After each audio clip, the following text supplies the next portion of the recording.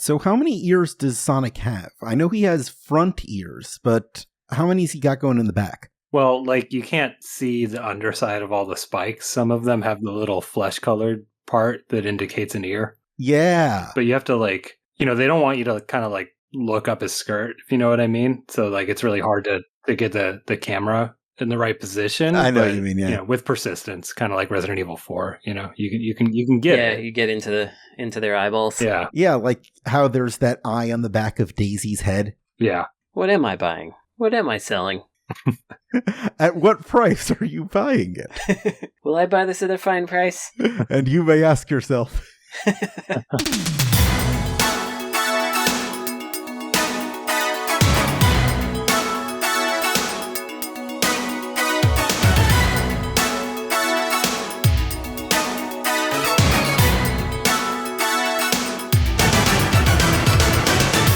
Be wary of laggardly sort. This is episode 273 of Insert Credit, our 2022 Game of the Year special.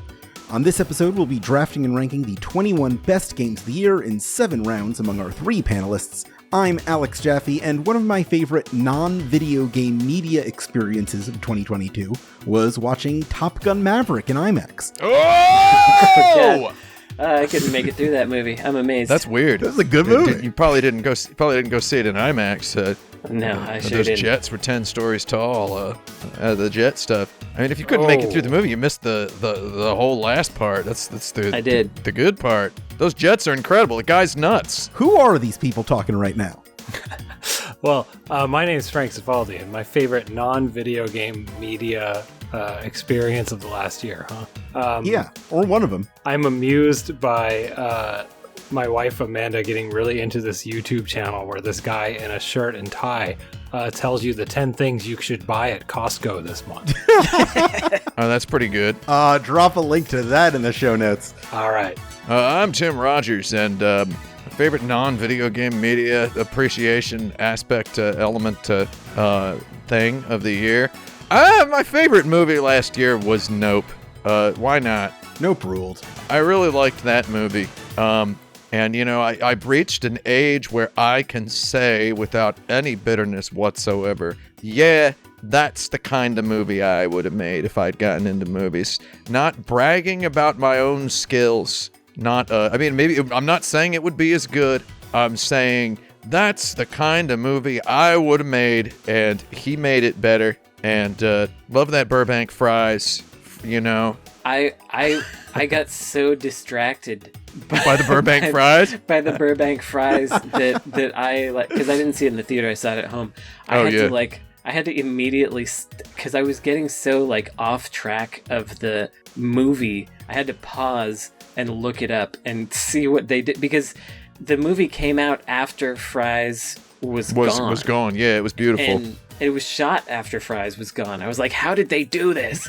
Obviously, I liked the movie a lot, and it's no shade on the movie that I got so distracted by it. It's but that just once upon a time in Hollywood magic. Yeah, being a Bay Area person or a California person in general, and seeing that Fries there, it's like seeing your grandma come back. The one thing that bothered me about the Fries is the store uniforms were not accurate. They looked more like a Best Buy uniform, and I know Jordan Peele has been to Fry's probably a lot as a filmmaker living in Los Angeles for the last 20-some years or 20 years or whatever. And they made up that van thing. They didn't do that. Yeah, they didn't do that. Well, I mean, that was necessary for the story. But the thing is, Fry's notoriously, and one of the many little drops in the bucket that added up to their eventual abject failure was the fact that they made their employees wear suits. Mm-hmm. And none of those guys working there were born to wear a suit. Most men alive today were not born to wear suits. They were dressing for the job they hate. Suits are a weird thing in the year 2023. They were a weird thing in the year 2010. And it was just, they were just wearing the cheapest yard sale looking, like everyone with just an unkempt, nasty, baggy, messed up suit. So in other words, I think the artistic license taken to make them wear polo shirts and khakis and look more like Best Buy employees was actually. I think it was good. I think it was. Those rose-tinted spectacles, I suppose. That's the historical inaccuracy in the name of making for a better film, and for many other reasons, beautiful film. All right, we've met Frank, we've met Tim. Who's this guy going on about Burbank fries? Oh, BBF. Well, my name is Brandon Sheffield, and perhaps my greatest media experience of 2022 was when there was a Burbank fries in the movie No. Yeah! Just yelling about it. Nice. I was yelling about it too. I was telling Mimsy, I was like, "Oh my God, is that the Burbank fries?" And then she was like, "Okay, I don't know." I almost woke Christina up. It was like 12 a.m. when I was watching it. I was like, I gotta tell somebody. It's the Burbank fries. Game Dude is near there. Belinda, wake up. You'll never believe what's in this movie. And Bob Hope Airport is right down the street. There's a Del Taco in the parking lot. And I used to work at this movie studio in Laurel Canyon Boulevard right near there. And we used to go to that fries all the time. And Mimsy's like, okay. Yeah. Okay. Just one more little thing is probably like if I wanted to say something that wasn't me seeing fries, the 2017 movie Five Fingers for Marseille, which I have recommended on this show before. I've continued thinking about that movie. Does it have the San Jose fries in it? I wish the Fremont fries, the one with just the stupid Tesla coil. I like the Fremont fries.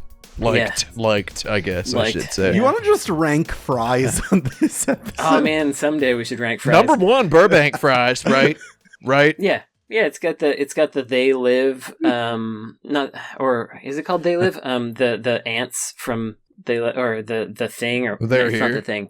Oh, for our younger listeners, we're talking about Fry's Electronics, not. Yeah, we're talking about French a fries. big box outlet for computer stuff. Was there a worse one than Concord? I love the Concord one. It's right by Capriati's, dude. Yeah, but there's no theming to Half it. price It books. had no theme. I think The, there was the theme is fries. That was my fries, though. I think there was some like elsewhere, like in Texas or something, that had no theme as well. Okay. So I think there were a couple that had no. The ones in Indianapolis had no theme. The Concord one has Fry's Way, which leads to it, and I don't know what they're going to do I with did that it street. Fry's It's still there. Way. I just saw it last weekend. Fry Way is still the street. Yeah, I don't know what they're going to do with that. Were you in Concord to get a Bobby at Capriati's? I was not.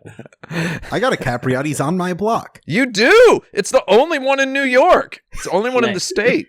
Nice. It's got a great soda fountain. Me and Mimsy keep talking about ordering from there. We're going to do it someday. Someday we're going to do it. Okay, so here's the rules of this episode. Yeah, I guess we standard got draft rules apply. We've got 3 minutes, ostensibly, to talk about why we chose each game, and then 1 minute to decide where to rank it on our list until we already said it's the best game of 2022 episode, right? Yes, we've already said what the best game is. If you want to save that to the end for drama, you might as well, but that's up to you.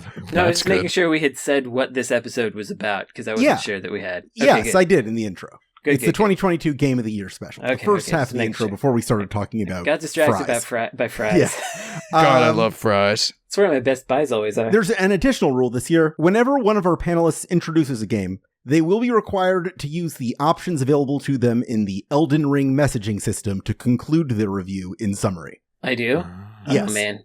Okay, I thought we were going to be using that as our intro, and No. my funny intro was going to be Elden Ring ahead. That's good, yeah. Very the best good, that's game of correct. 2022 episode. I think that's a funny thing to say. All right. We are going to start with Frank, then we're going to go to Tim, then we're going to go to Brandon in the traditional fashion. Nice. All right. So the idea is I am nominating a game for our list. Yes. Okay. I'm gonna start out by saying that for the second year in a row, I have played exactly 8 new games. So you're going to just throw in all the games you I'm played. just gonna throw everything in that I played, even if I don't like it. But also, I think I will have the most interesting stuff to say about the things that I didn't like so much. Oh, I'll be the judge of that. All right. I'm just kidding. Go for it. And I'm gonna start with one. I'm gonna start with one of those. Power Slave Exhumed by Night Dive. Oh, good old Night Dive. Gotta love Night Dive. I do like Night Dive. do have They're to. good people. I was just playing that System Shock demo they recently released. I was just playing that immediately before the show. I haven't played that yet, but I did play Power Slave Exhumed. Now, Power Slave is technically it's a Saturn and PlayStation game, but really it's a Saturn game, so that's cool. It's a Saturn game. Yeah. And I adore that Saturn game. I'm not even a Saturn guy, but I've played through that game. It is sort of a proto Metroid Prime, and it is how do I say this? It's just every time you beat a level, you feel like you won the Super Bowl. Like it's really tough but fair. And what made it really compelling is there's a lot of first-person platforming, which I know, a lot of you listening are probably like wincing at that. But the thing about Power Slave is that it's very the controls are very digital. You know what I mean? Like it's very predictable how far you will jump once you sort of understand, what pressing a button does. And that is the thrill of that game is sort of the precision movement. So Power Slave Exhumed is a re-release remaster of the game. They did a wonderful job of giving you, first-person camera controls that actually make sense. You don't have to like stop and hold the A button or whatever like you had to do on the side. Well, you got to admit it's real fun to do that sometimes, to go back to an old game like that and try to play it for more than 10 minutes. It's pretty good. Well, and it's all right when the game's designed for it, which Power Slave very much was. Like part of the tension, you know what I mean? Like the level designs understood the limitations of the game, and that's what made it brilliant. So like they knew that you had to stop to look around, and that's what made getting stalked like scarier.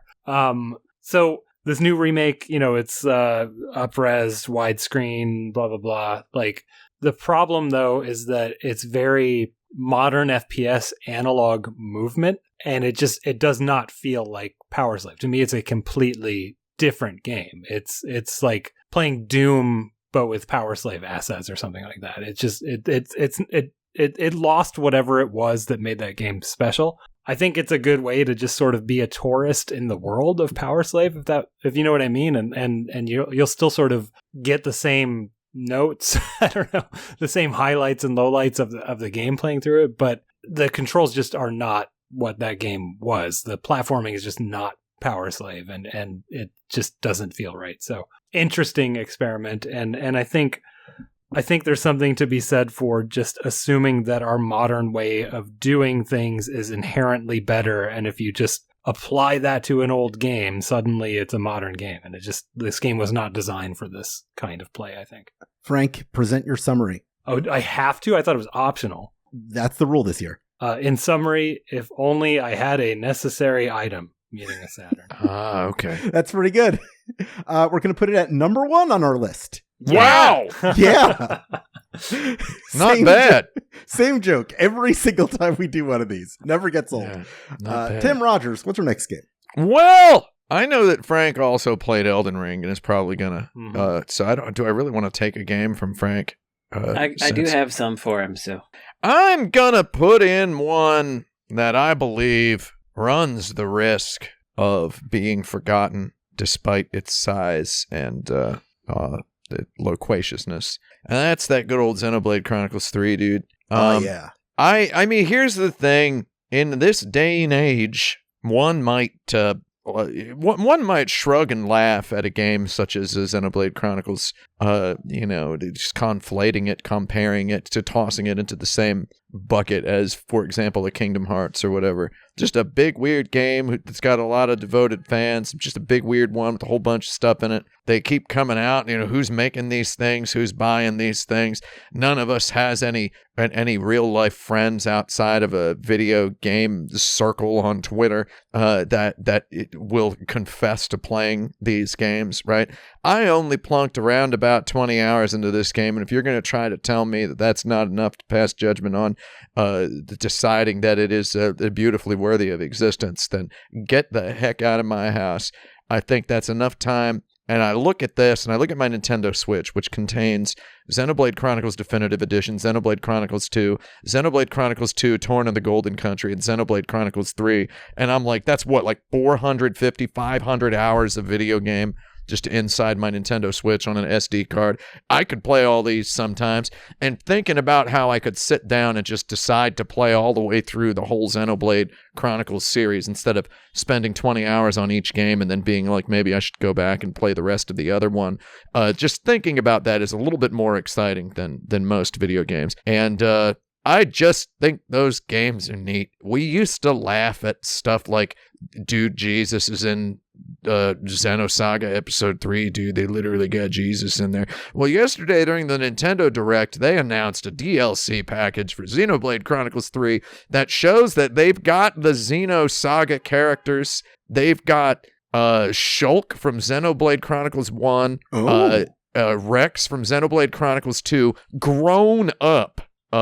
They're adults versions of themselves. Rex has a beard, and he's dual-wielding both Pyra and the other one. And they've got Fei Fong Wong from Xenogears now. They're doing some sort of massive trilogy capstoning event. And I'm just looking at these images on Twitter with people's minds exploding. And I'm just like, man, it's so cool that Tetsuya Takahashi, the Xenogears guy, has found a home at Nintendo, and he has ingratiated himself, because by all accounts, I mean, if you play Xenogears, that's got to be kind of a weird guy. And I'm at the stage in my life where, no jealousy, no guff. I've just got to go ahead and give a big thumbs up to the weird guys out there who are still doing the weird stuff. And we celebrated Balan Wonderworld last year. Let's celebrate Xenoblade Chronicles 3 this year, in addition to another thing somewhat similar to Balan Wonderworld, which we can also celebrate later. In summary. Yeah, let's celebrate Xenoblade Chronicles 3 for just not only being a big, weird game by some weird people just making the same weird kind of stuff they've been making for goddarn 2.5 decades now, but let's celebrate it because it's also real good, real solid, has incredibly confident art direction, beautiful music, and the fact that they are so ingratiated into Nintendo, and Nintendo is so reliant on them, so unwilling are they to acknowledge, for example, the Unreal Engine, even though they use that to make a Yoshi game, so unwilling are they to acknowledge the Unreal Engine. They have gotten into this professional relationship with Monolith Soft that allows Monolith Soft to just make more Xenoblade Chronicles games, to make a Baten Kaitos remaster. I just love the fact that this old stuff lives on in these big, luxurious video games. So, in summary, I don't know. Didn't expect Bird. No, wait, that can't.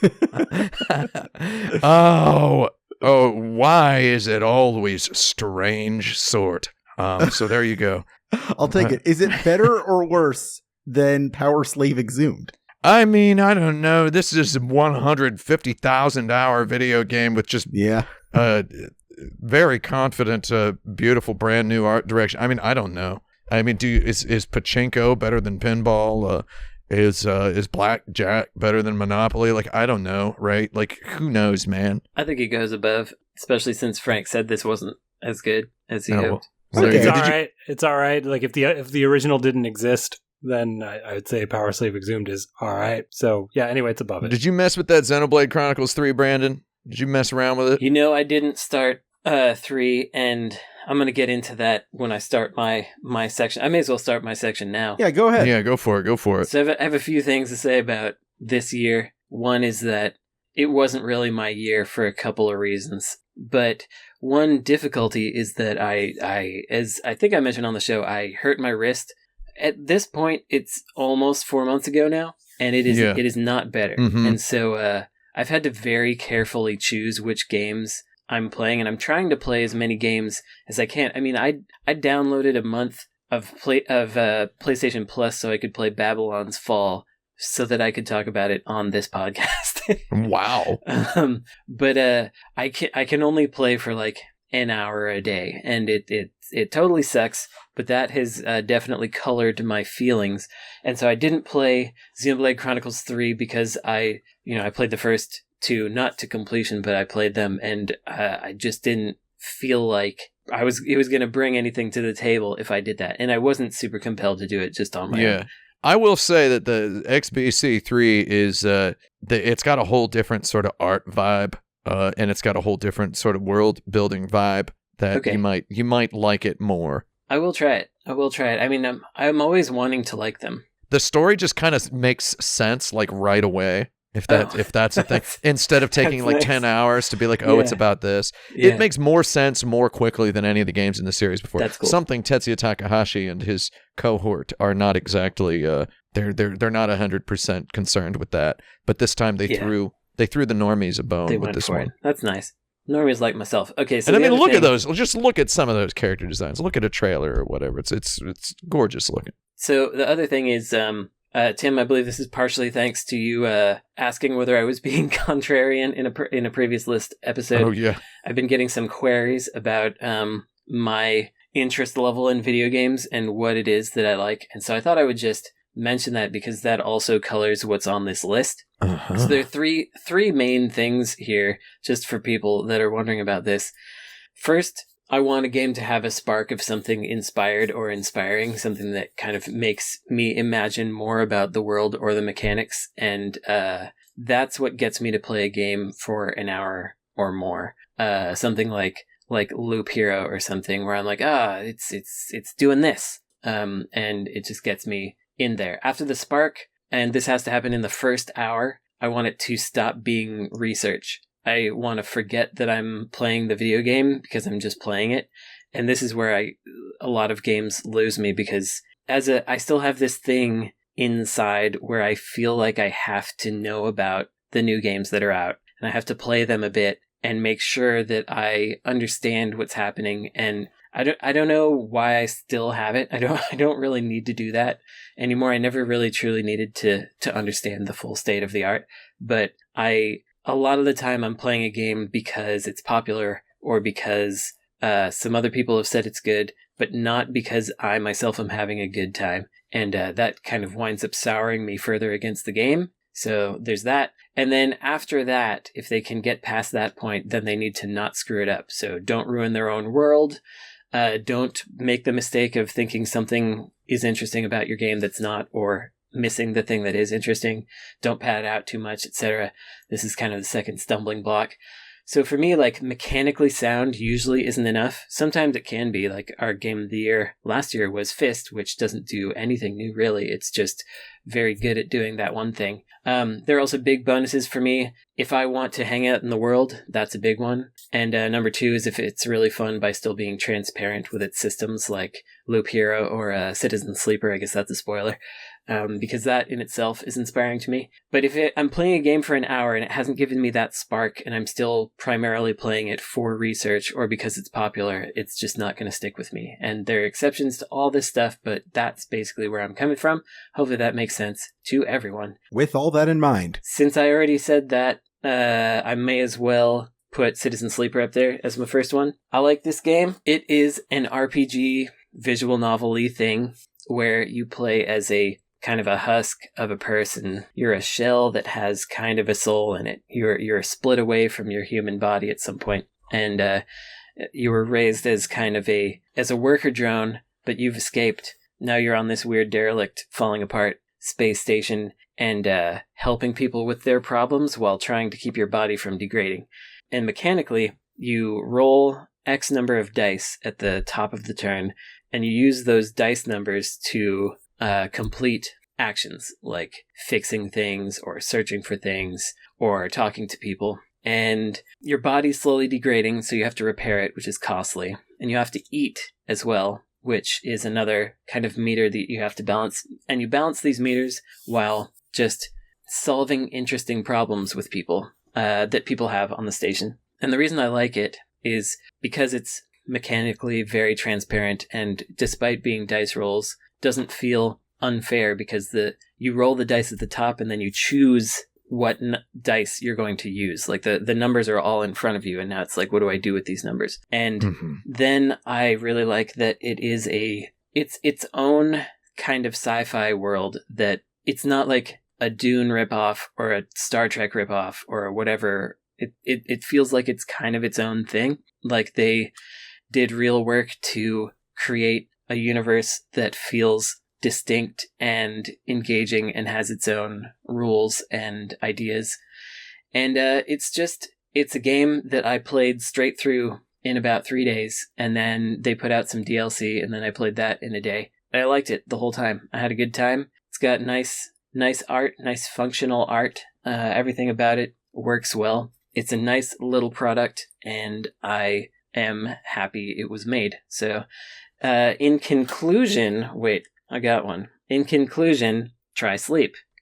Oh, very good. Nice. I really liked this game as well. I played kind of the heck out of it. I appreciate the idea of it being like a single-player board game. I like a lot of the minimalistic genre bending that is going on in games these days. Yeah. Like Inscription last year was a quote-unquote like a card game or a board game. I like that Citizen Sleeper is like basically a single player board game mixed with the visual novel, mixed with the RPG management sim. Kind of like it's got a lot of board gamey kind of terms hidden in its game design. Like there's hidden information. There's you got your kind of a worker placement aspect to it, if not perfectly mechanically represented. Yeah, and it also has you have essentially a countdown of number of actions you can take per turn, and you're sort of trying to optimize what you can do, and it really thematically works with your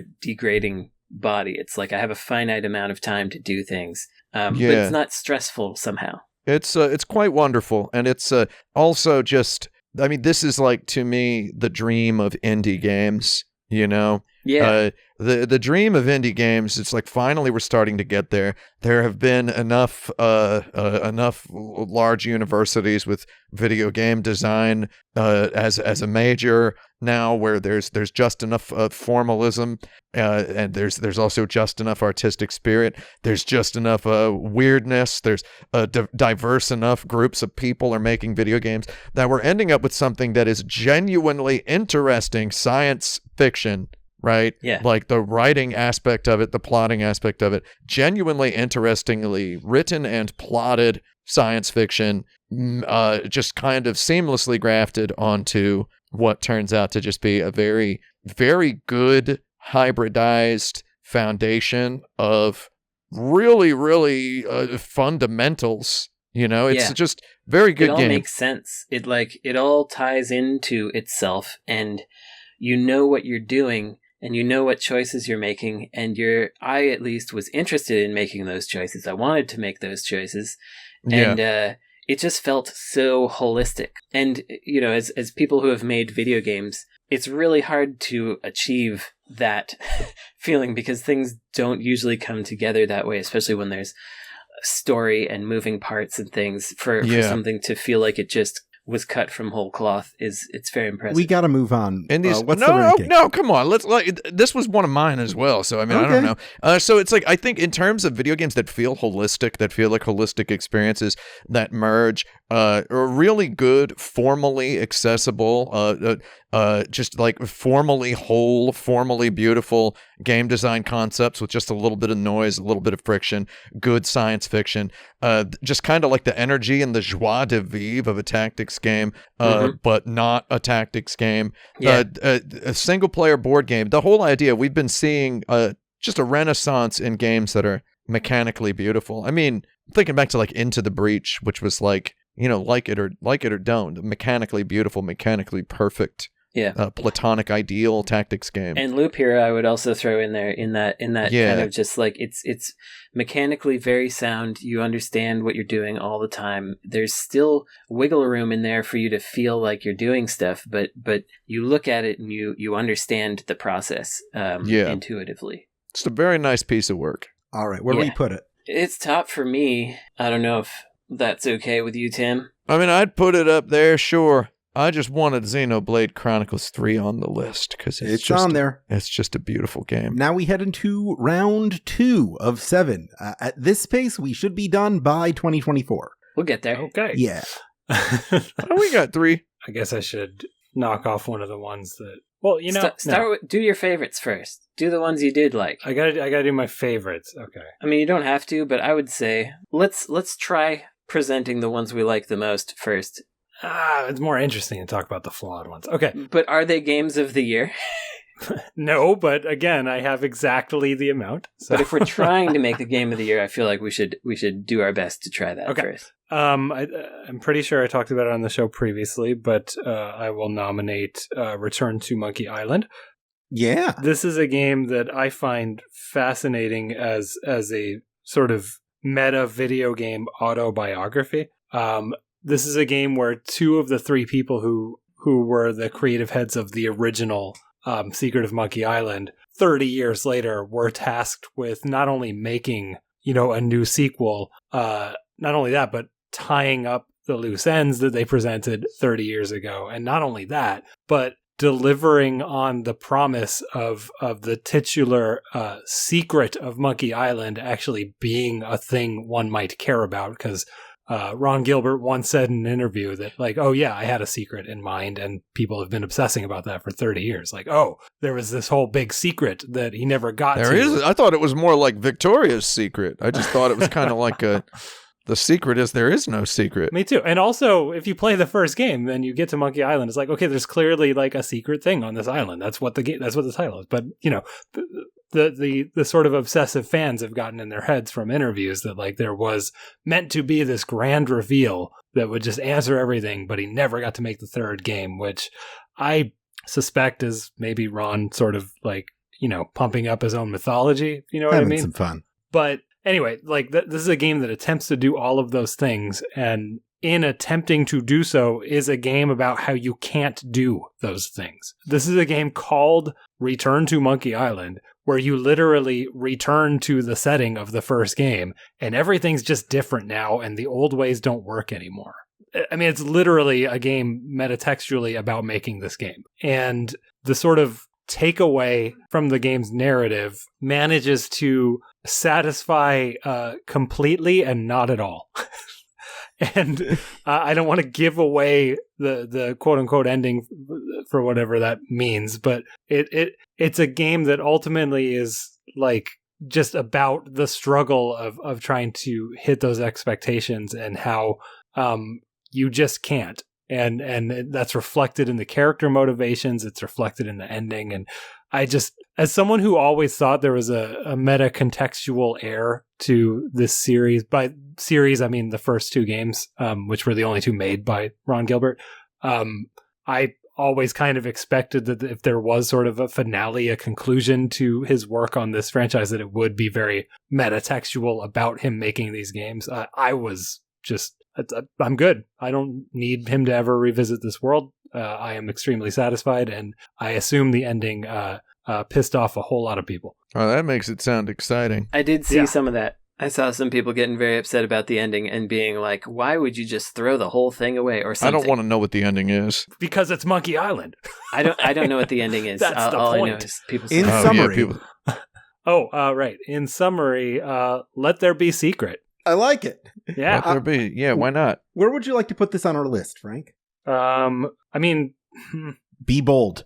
okay. Like, Okay. as a game, just like throw someone the game. I don't know if I'd be like, yeah, go play this, because it's like you kind of have to like want it. You know what I mean? Like, so that makes placing it difficult. It's personal. But personal so far, number one. But I'm fine with number two. Shoot. I personally really like the idea of putting this at number one, but it's up to you guys. I don't think that if I played it, it would be number one. But it's. But think about what this list wants to be. Do you want it to be kind of weird and interesting, right? Yeah, I mean, I think I do think Citizen Sleeper as number one is the most interesting currently. Cool. Myself. I would think so as well. Yeah, I've seen a lot of screenshots of Monkey Island over the years, and one of these days I'm going to play that first one at least. I mean, one of these days. I'll tell you how. You'll tell me how when it's time. I don't really have a say in where I think it should go, because I don't know enough about it. I would say not number one. Okay. Are we cool with number two for now? We are. Sure. Oh, yeah, why not? Okay. Even though Xenoblade Chronicles 3's DLC is going to have Bei Fong Wong from Xenogears in it. Hey, if you want to talk about metatextually bringing together a fractured franchise, Return to Monkey Island has that as well. Oh, yeah, well, I mean, who knows, right? Fractured Fairy Tales. Yeah. It's that ending that pissed people off is the only one they could have possibly done, and it's done really well. So, the end. Nice. Blast. Tim, you're up. All right. I'm going to go ahead and nominate a game that I'm sure we'll all enjoy. Sam Barlow made a game called Immortality this year that I think was one of the best goddarn things I've ever seen in my life. And it just shows to go you. There's people out there who are independent video game developers, and you have the impression that, oh, they're doing these games that are a little bit weird. And it just kind of brings me back to the noise music scene in Tokyo. I knew a guy who got up and made the stupidest sounds with computers and tape decks or whatever, right? And everyone, kind of politely applauds. And then I'm hanging out with this guy, and he's in my friend's house, and he picks up a classical guitar and just starts noodling like crazy on it. Not saying Immortality lacks a kind of formal foundation, and it's more weird than not weird. I mean, it is a solid video game that also does a whole bunch of fresh stuff. And he's had a couple other games. What's it called? Her Story, Telling Lies. A couple other video games rooted in the same concept. Though, this is interesting. How would you summarize that interest? Oh, yeah. I don't know. Hang on.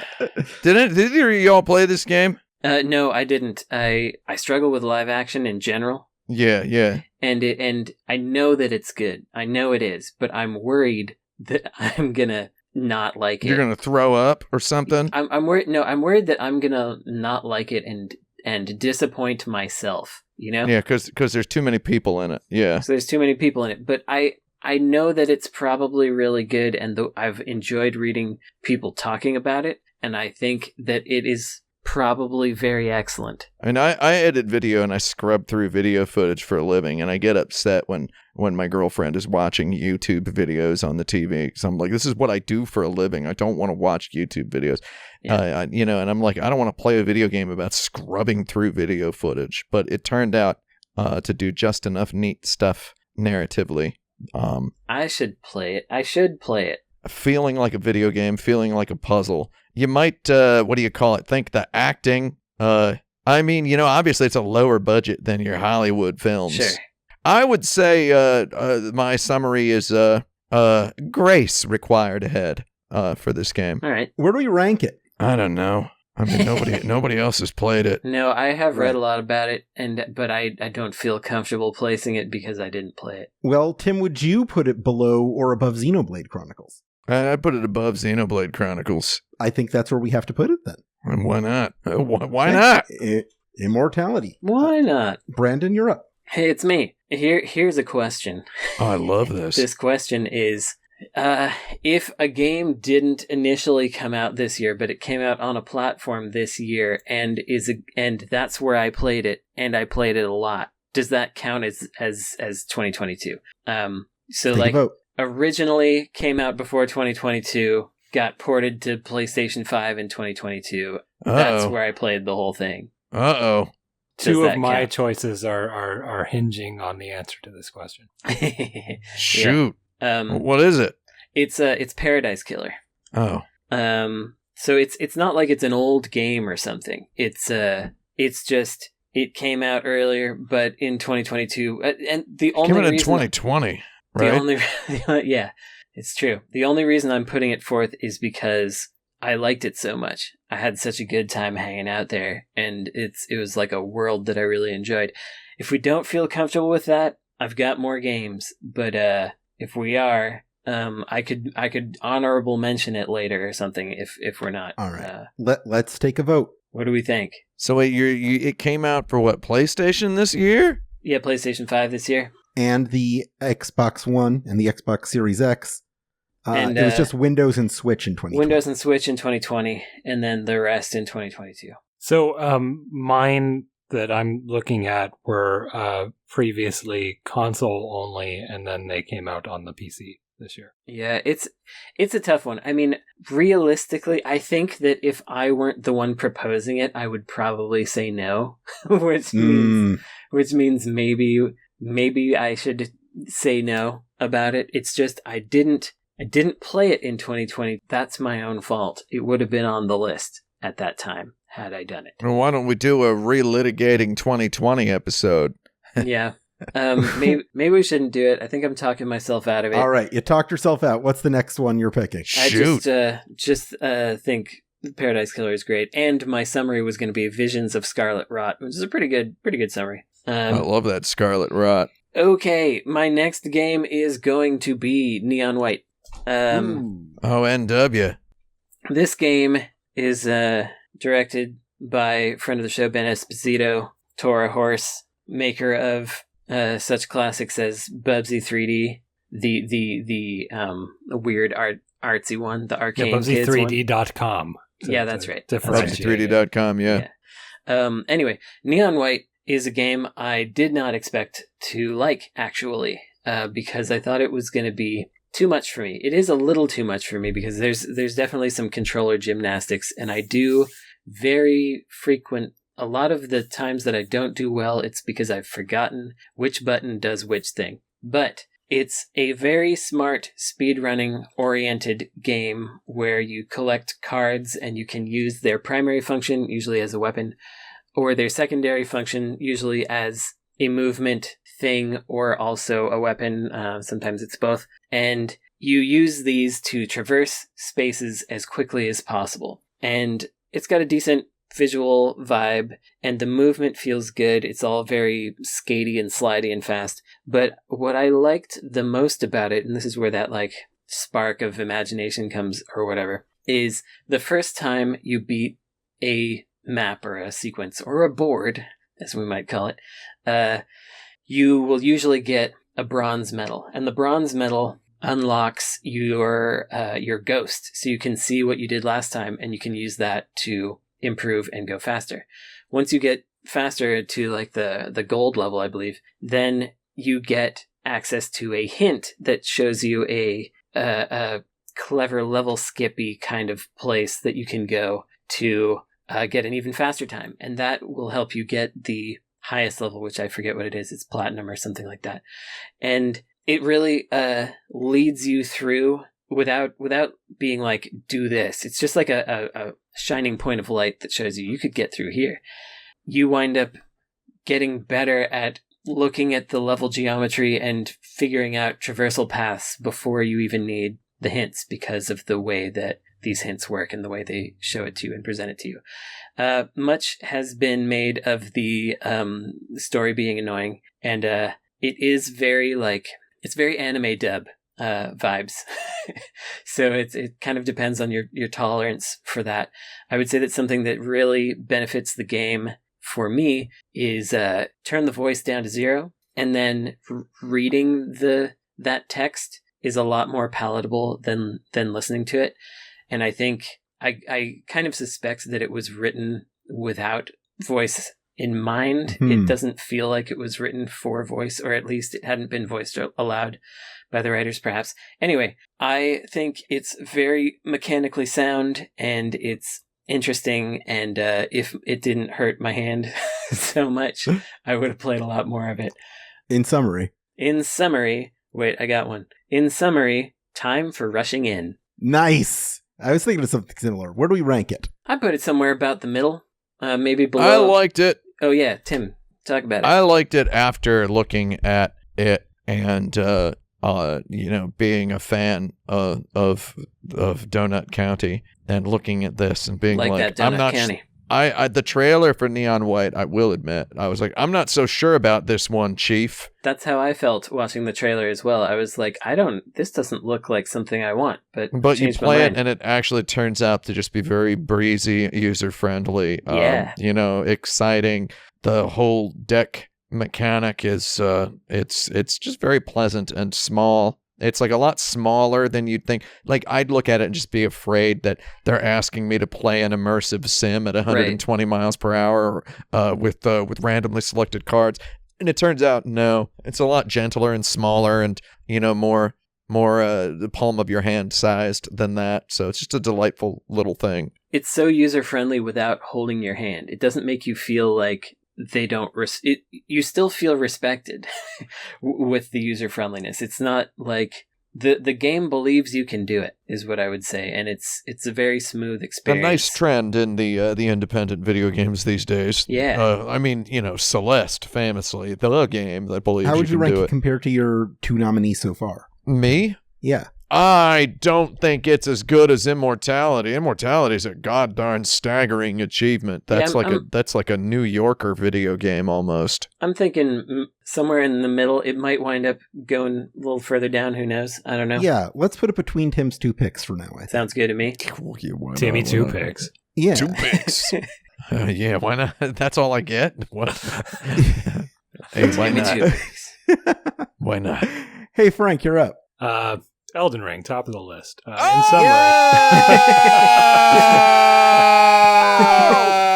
Praise the Elden Ring is what I would say is my summary for this one. I'll do my summary. I'll do my summary first. Didn't expect Elden Ring. Yeah, dude. You go into it knowing that it's Elden Ring, and somehow they still surprise you with the Elden Ring. Yeah, you know, that's exactly right. I don't know. It's just like I knew I was going to play a game called Elden Ring. They were hyping up a game called Elden Ring, but like an hour in, I'm like, Elden Ring, dude. Right? You didn't expect Elden Ring. I think I played that game, I don't know, 10 hours, something like that. Never got past that first major boss. Great game. Yeah, real good one. I don't know that I could ever say that about another game. I played it for about 40 hours times 3. Yeah. Does that make sense? And didn't beat it any of the times, but got to variably different, reasonably late mid-game segments. It's always going to be there. I'm going to go back to it. I just do believe top of the list is correct for this because let me hear me out. You can change later, but in spirit, remember last week we did rank the best video games of all time. And by including Elden Ring in the list of the best video games of all time, in commemoration of the year that it came out, less than a year after it came out, we have done as doctors might, we have diagnosed Elden Ring with early onset Alzheimer's disease, right? So fear the scarlet rot, beware the scarlet rot. That was a really solid joke, Tim. I just have to. I liked that one. That was off the top of my head. I don't know where. I like those ones. Early onset Alzheimer's disease. So it's basically whatever happens from now until the rest, until the end of the podcast. It is the only game that was on our best games of all time list from all of these. It is scientifically the top. That does not mean it cannot be usurped. It has to debut at the top, yeah. Yeah. I think we all sort of, even if not overtly, like deep inside, fantasize about having a game that we could pour like 6 months into. And I don't actually want to do that, but this does seem like a game that I could do that with. Like, I think that this is a game that, you could choose to really live in for a long time and actually sort of feel something that whole time. Other than like an MMO. I guess people are into that sort of thing too. So I don't know. Like this is going to be this. I may never play this game again. I probably won't. Yeah. But I really like knowing that, I don't know, if I retire or like if I'm imprisoned and this is the only thing in my cell, like I'll be all right. It's your Desert Island book. Yeah. Of a video game. My question, and this is something that I didn't see in writings about it because it was so taken as a given. I'm not arguing against the placement of it, and mechanically, it's much closer to the kind of action game that I am capable of enjoying. 3D action game. I think adding the jump did a lot. Love for that, the jump, but also just the general feeling of I hit a button and then a thing happens right when I hit the button. Is it's closer to that middle zone that I like. But for me, with all my caveats up front, and part of it was to preface discussing Elden Ring, I didn't get the spark or the excitement, and I think for some people that was in the mechanics, or it was in the world design or something. But the world design did not inspire me, and I didn't see a new idea to grab onto. And again, I'm not criticizing it because I do think it's a very good video game. I'm just there wasn't anything to pull me through playing it past 2 hours. How about this? It's virtual hide-line. I mean, well, it is the inheritor of the crown of such games as virtual hide-light. But I couldn't play virtual hide-light for more than 20 minutes. Virtual hide-light kind of sucks. I love it though. Yeah. So wait, what did you do in Elden Ring when you played it? We're not going to turn this into an Elden Ring tips and tricks podcast. Sure. But I started out, I roamed around, and I went into that easy cave that's nearby, and I started doing stuff. And then my wrist started hurting, and then I had to stop doing it. And so then I was considering, have I seen something that makes me want to go back? And the closest to that was like, I tried to get on top of something and I couldn't get all the way on top of it, but I thought maybe it was possible that I could later. Did you get the horse? Did you get a summon? Did you see the first boss? No. Did you? None of these things. Did you see the big troll that jumps off the bridge at you as you're riding your horse up the hill? I didn't have a horse. It sounds like you just need to watch it. I mean, I know this sounds stupid, but just watch a little beginner tips YouTube video, and you'll know how to get your horse. I would advise you to go south from the main gate of Stormvale Castle and go to the Weeping Peninsula, where there is another castle, and it's a completely optional, smaller castle with very excellent narrative, very excellent environmental storytelling, and good old meat and potatoes action game. Maybe it's the environmental storytelling that I didn't quite get to see. That would pull me through. It's I don't want to turn this into a please tell me how to enjoy Elden Ring thing because everybody loves it. I was just curious because it didn't. Everyone was so struck and smitten with it, and I just didn't.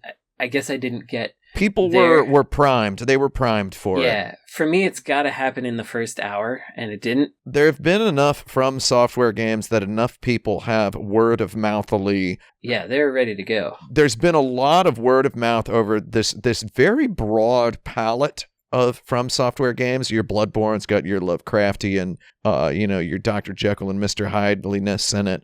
Sekiro is a ninja game that is also wildly mechanically different fundamentally from all the other ones, right? You've got several different types of game happening in the current From Software Souls-like canon that enough people have sold their friends on. This has been happening in not so much in video game blogs or Twitter as in, I don't know, living rooms and dorm rooms and whatnot. I think I told you the story about how McCune, I went over to his house one day and he was playing Bloodborne and he was fighting an optional final boss. And I was like, I didn't know you even had a PlayStation, man. What the heck? And he's like, yeah, I got it for Bloodborne, dude. And it's there's been this tide rising with the From Software games for the past decade or so. And initially people who were not perfectly sold on them, I liked Demon's Souls. I didn't love Demon's Souls. I played the heck out of it back when it came out. I wasn't super hot on Dark Souls because I didn't have time in my life at that time, and I didn't have room in my heart with all the problems that I was having in my life and career. Though in hindsight, I end up having enough time and plunking, and this sounds like trash. This sounds like the stupidest thing in the world. Though I ended up doing enough part-time work in my leisure time to learn how to just kind of poke and prod at these games that it really is the case that Elden Ring is definitely the biggest and best and most welcoming and best one to start with if you ever want to understand why these games are good. But it's still, and this is part of what people respond to so much, it's because their introduction to them tends to be a social experience. And it's not the modern equivalent of a social experience, the social media. It's the real old school social experience is playground happening style. To get people into these games. Adults are remembering the playground by having actual conversations with their friends at bars and at work and whatever, and in their living rooms during a barbecue. Have you seen this video game I've been playing? It's actually given people back some of the experience they remember from the old arcane, mysterious, weird video games that they played and enjoyed and loved when they were kids that got them into video games. And the fact, the trade-off for that is if you're going to try to play the game as some sort of video game professional, which we all are here, in different specialties. If you're going to try to get into the game as some kind of actual dyed-in-the-wool hardcore video game guy, no matter what, it's going to sting a little bit, and it's going to be a little bit humbling to just jump in because it is just an instant deep end of a video game, right? And it's barring the existence of, how often are you ever going to have a conversation with a brother-in-law about video games? I try to avoid it. Where he recommends something to you that you haven't heard of or haven't played or haven't preconceived some notions about, right? Basically never. So it's for someone like Brandon Sheffield to get into really, really into Elden Ring and really appreciate it, you'd have to get on your knees and ask a YouTuber silently, that nobody's not in public. You'd have to ask a YouTuber by clicking on their link and maybe liking their video to get more recommendations, whatever. You'd have to watch a couple little videos about getting into it. Even watching a lore video, a Vadi video, lore video, or a Fextra Life build guide, or an Iron Pineapple beginner tips, you'd have to. I'm just dropping names of actual people here. You'd have to watch a couple of these. Like Vadi video can teach you a little bit about. It's like, oh, the lore's like that. It's the world is built like that.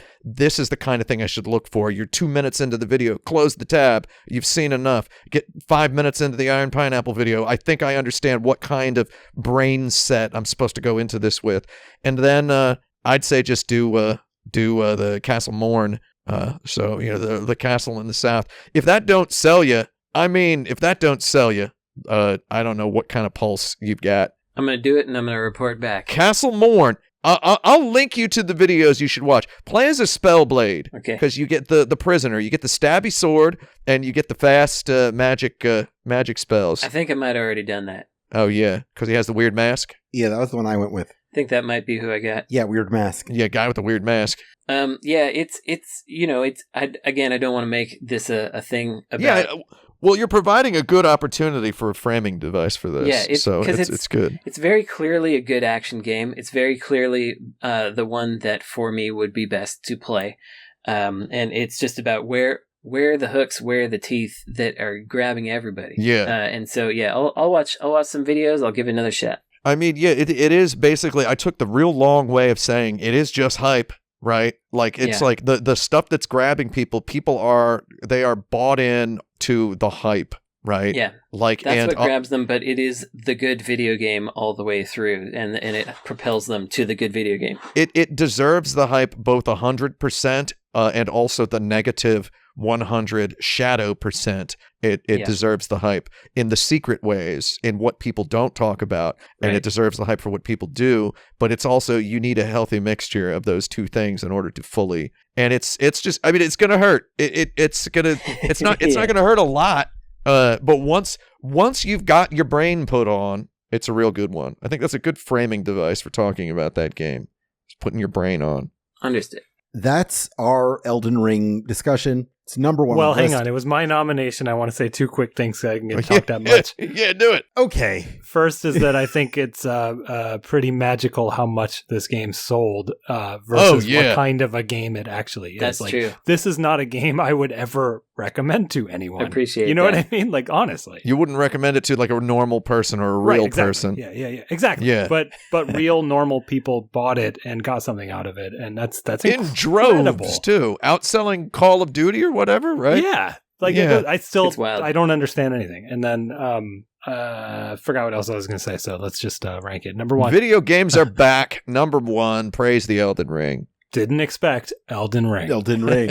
Yeah. Okay, it's Tim's turn now, right? Oh, my turn? That's correct. Well, shoot. I got a couple games on here, and I'm like not sure if Brandon's going to mention them. Brandon's got more than enough. I don't worry about it. I'm going to go ahead and say this one that I played that I liked. Wait, this is my third pick? This is pick 3. My third pick? As they say in Ireland. Yeah. I mean, I'm pretty sure Brandon's going to mention this one. We'll see. Should I mention it? Or should I just find another one? I have a list of... Go for it, because you don't know. I might consider how many games I was able to play. Fewer than I wanted. So. Oh, yeah. Oh, I know one game you would have been able to play with a painful wrist. I have a painful wrist as well. That's why I play exclusively with my Xbox Elite controller. I can't touch those bumpers, man. I can't touch it. Like my wrist flares up when I try to touch the right bumper. So I've got it on my ring finger, right? So I get to just tap there. It's real nice. I'm gonna just say this game. Do you know this game Signalis? Yeah. I don't know if is that the correct pronunciation. Am I pronouncing this correctly? Signalis. Signalis. Again, Signalis is what I've been calling it. Signalis. I've been calling it Signalis. Everything we said about Citizen Sleeper, about Rock Solid Foundation, of formal game design, mechanics and principles and everything just kind of done very cleanly, very well. Not going to make any guesses as to whether anyone involved has a university degree in game design, though I do believe that the existence of people with university degrees in game design has resulted in a particular refinement and polish up that has happened just kind of across the board on indie games. And Signalis is not sure how big the team is. It seems to be just the exact right size for a game that I like. And I was sold this game real hard by a whole bunch of friends and acquaintances who were like, "This one's real good." The really forums like it. People want to know what I think about this game. I ate that game like a hamburger. Very good if you like a. It's the descriptors such as PlayStation 1 and Silent Hill have been like thrown around to describe it. That only, tippy tips the iceberg for this one. It has absolute just velveteen atmosphere, I would say. Atmosphere very perfectly accomplished sonically and visually. The cutscenes, the gameplay, the look of it, the fact that it reminds me of my old school games. I love the UI, love the shooting, just love how it feels extremely hyper respectfully like an old game, but also does that thing with where it's good science fiction. Yeah. It's where it's like good writing, and it all comes together into a phenomenally well packaged little product. So seal of approval for that one from me. And if I were to describe it in just a few words, let me try to find the words. Bird's eye telescope. Kind of want to get bird's eye telescope in there. Sure. Brief respite. Still no brief respite from good video games. There we go. That's pretty good. That's all. I'll take it. I will say things about Signalis, which is how I've been pronouncing it. It does that. I hadn't said it out loud until just now. So yeah. It does that thing that I like to talk about, which is it plays like you remember old stuff played rather than how old stuff actually played, which is to say it is dramatically smoother while having the similar kind of bounding boxes that were set in place for older games. It's like if you were to be diminutive about it, I would say it was like a sci-fi Resident Evil with Silent Hill 4 elements to it. It's smart. It's not too smart. It's not trying to outsmart you. It's not trying to throw you for any kind of loops you're not ready for. Mm-hmm. It's got good atmosphere. Another thing that it does sort of subtly is it kind of brings the quote PlayStation 1 aesthetic into viability. Yeah. I didn't really think that it was quite, I knew it was coming, but there hadn't. Yeah, I was sweating bullets looking at that aesthetic. I was like, uh-oh. It hadn't quite been all the way there yet in a way that like this game can be popular enough that it really sells copies, And this one to me proved that out as yes, it is here. The PlayStation 1 aesthetic, it's happening. It's back. Except it's not literally PlayStation 1. It is it's fresh, yeah. Yeah, it's fresh. It's giving it's low fidelity 3D. But with it's effects, not, like I'm looking at the screenshots, like there's like motion blur and there's all high kind res pixels. In the same way that the 8-bit resurgence trend wasn't really 8-bit. Yeah, it was. Yeah, Shovel Knight performs beautifully, etc. I did turn some of those filters off. I have to admit, I turned the film grain off a little bit just to make it easier on my eyeballs on a big TV. But I always turn film grain off in games these days. Yeah. It's one of the few.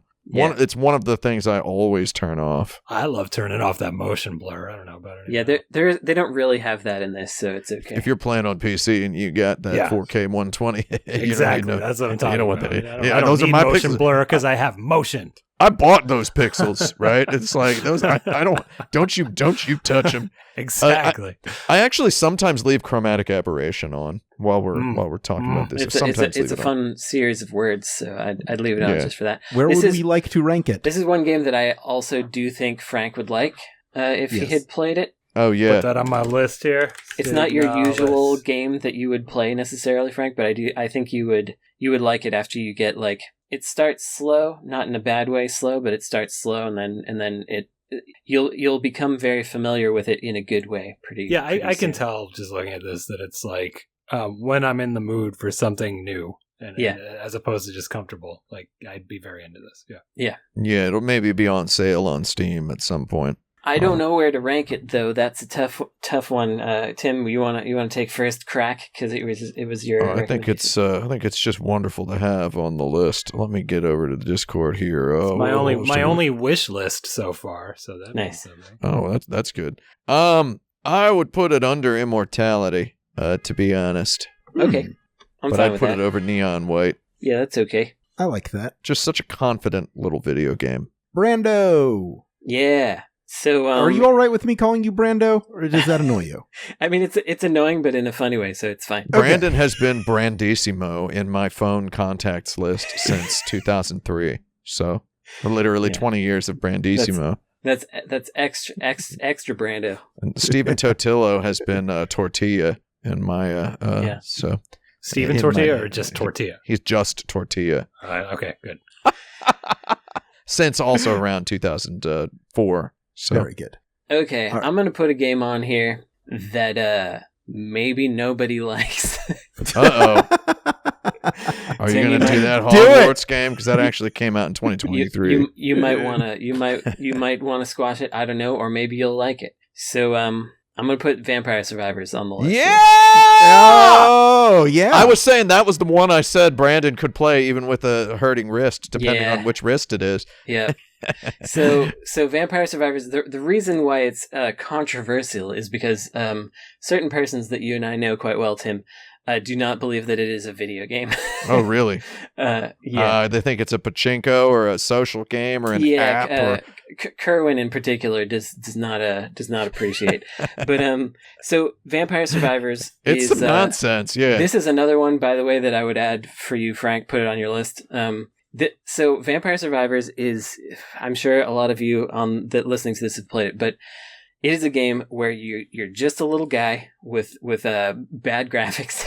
It's got like the best like MS Paint Castlevania fan game aesthetic to it. That's exactly. I was trying to place. I'm looking at the trailer. I was trying to place the graphics. That's exactly an MS Paint Castlevania fan game. That's it's one of these incredibly simple mechanical numbers games where you're moving your little guy around. You start with one type of attack. You level up by defeating enemies and collecting little EXP crystals, and then you get more weapons. And it's all like, how do I stack these? Now I have garlic, which keeps enemies at bay a little bit because it damages them in a radius around me. But if I level it up, then it absorbs HP from them for me, and etc. And it's just like, and there's secrets to get. And there's characters to unlock, and it's just so like... They just keep giving you new stuff to unlock as it goes on. Dopamine numbers go up, like, oh, I'm doing better. And then, like, once you get too good at it, you can see how quickly you can get to a build that lets you just stand in the middle of the place and not have to do anything. And you're like, yeah, I did it. And it's like when... people talk about graphics not really mattering in video games, and I'd say this is the graphics of this game do matter, but the fact that they are not good doesn't matter. Yeah. Well, it's not the quality of the graphics here, it's the quantity. Yeah. There's a lot of stuff on the screen at all times. Things are blinging and splaffing all over the place. Like I was playing it I bought it on Steam. Y'all know what this is for me. I bought the game on Steam and then played it for like 2 hours on my computer. Yeah. I don't do it. When the phone one came out, I did switch over to my phone, which is worse. But I'll probably play it again on my console or something. It's just like it's a chunky little chunk of a video game. For anyone who is hearing this and they don't know, you just use the analog stick. I don't know if you knew this, Frank. You just use the left analog stick to move your character around. You move around and then you make choices. I should hook up the old Wii nunchuck. It's a real Wii nunchuck game. As long as you're holding the Wii nunchuck perfectly upright so you don't get any mistaken up-downs. Oh, and every play session is guaranteed max of 30 minutes. Yeah. If you want to be like, I will have 30 minutes of fun, please, you can just do this. And later on you can double the speed, so it's 15 minutes. But Remember in Ridiculous Fishing when it felt like it was just kind of like all the achievements and all the unlocks were perfectly kind of weighted toward pacing and feeling fun and feeling like you're doing something and feeling like you're getting something, but it's not free to play. And neither was Ridiculous Fishing, but like it gives you that same kind of like opening a gacha thing without having ads or costing. So it's a maybe not game, but it's not predatory. It's not predatory, and I think it's a game because you're moving around. I think there's more than enough gameliness to it. Yeah. I think there's more than enough. It's all statistics, basically. It's like... You're moving your character around. Your character attacks at fixed intervals. Like, your first guy does a Castlevania whip animation, and that will hit enemies and kill them. You gotta choose when you're hitting things at first. Yeah, so you can turn your guy around at first, yeah. So your guy whips every, like, 2.2 seconds, something like that. So you got to turn him around if there's enemies coming behind you. You're just kind of... enemies. You got to get turkeys. Dodging enemies, avoiding projectiles, but also picking up items and upgrades and money and gems and health and just moving your character around, attacking enemies. It's just... There is enough interaction that it feels fun. There's even enough choice that it feels sort of meaningful. It has a pachinko parlor's worth of noise to it. It's just a cacophony of a video game, but it's very pleasant. And it's one of those games where you can feel really jealous that somebody else made it because it's like simple but so well done. Yeah, I saw so many developers being like that. It's like, I could have made this. Yeah, me too. Whatever. Yeah. Well, right. You didn't, buddy. I didn't. Yeah, you could have, but you didn't. I think this should be try taking on all at once. Yeah, that's pretty good. Very good. I have Behold Skeleton. That's what I. Oh, that's better. Oh yeah, love a skeleton. There's a lot of skeletons in that game. Not a lot of vampires. How do we rank it? Yeah, I mean, I love playing it. That's one thing about it. It's real fun for me. For me, I'd put it just below or just above Citizen Sleeper, but that's aggressive. Just above or below? I don't want to put it above Monkey Island. You're going to put it above Immortality? Yeah, above Immortality. And then putting it above Immortality feels rude. Yeah, okay, great. Once we do that. Great. You want to say above Signalis? I mean, Signalis is definitely better, but does but that matter? This would make the statement, you know? Yeah, let's put it above Signalis. Okay, Vampire Survivor is not only a video game, but one of the best video games this year. That's right. Yeah, it's a good one. The old skeleton. Frank. All right. Are we all in agreement that we're cool enough people that a nomination does not have to be a commercial video game? Yeah, sure. Yeah. Yeah. It could be sort of a fan project, right? Oh, sure. Oh, why not? Oh, absolutely. You talking about Sonic Frontiers? Yeah. Nice. Pretty good. No. Thanks. Released in January of 2022, Resident Evil 4 HD project. So this is the patch that was worked on for, I believe, 8 years by two people, where they have replaced every texture in Resident Evil 4 with a usually sourced from the original texture. Like it is basically wiping the Vaseline off of Resident Evil 4 up to and including going and photographing, like after, international flights, the physical locations photographed for the textures for Resident Evil 4. Just bizarre level of dedication. Finding the actual wall in the actual Spanish village. Yeah. Or whatever, yeah. Like, that's wild literally stuff. What happened. It's wild, and what's really interesting, and I might just be thinking of something Brandon said with Signalis, but it's like, you play it, and you're like, this doesn't look that different to me. But then you, like, turn those textures off, and you're like, whoa, my God. So it does just not get stabbed in the eye with textures. Yeah, it's and I say that because it is very much Resident Evil 4. It's not like, I don't know, sometimes you up-res like an old like PS1 game or something, and it's like, this doesn't look right anymore. Like this, like just those GTA HD remasters. Well, sure, but I even just mean sometimes games are just meant to be low res. Yeah. Resident Evil 4 is not one of those games. Like, Resident Evil 4's art direction is one where, the rooms are kind of flat, but it works. Yeah, they were going for stylized realism, basically. Exactly. And so sort of, taking the smear off of the textures actually, to me, is truer to this game. You know, I believe it is sort of fixing flaws. It is the equivalent of putting an old film on Blu-ray by, you know, sort of scanning the negative or whatever. Yeah, going right? back to the masters.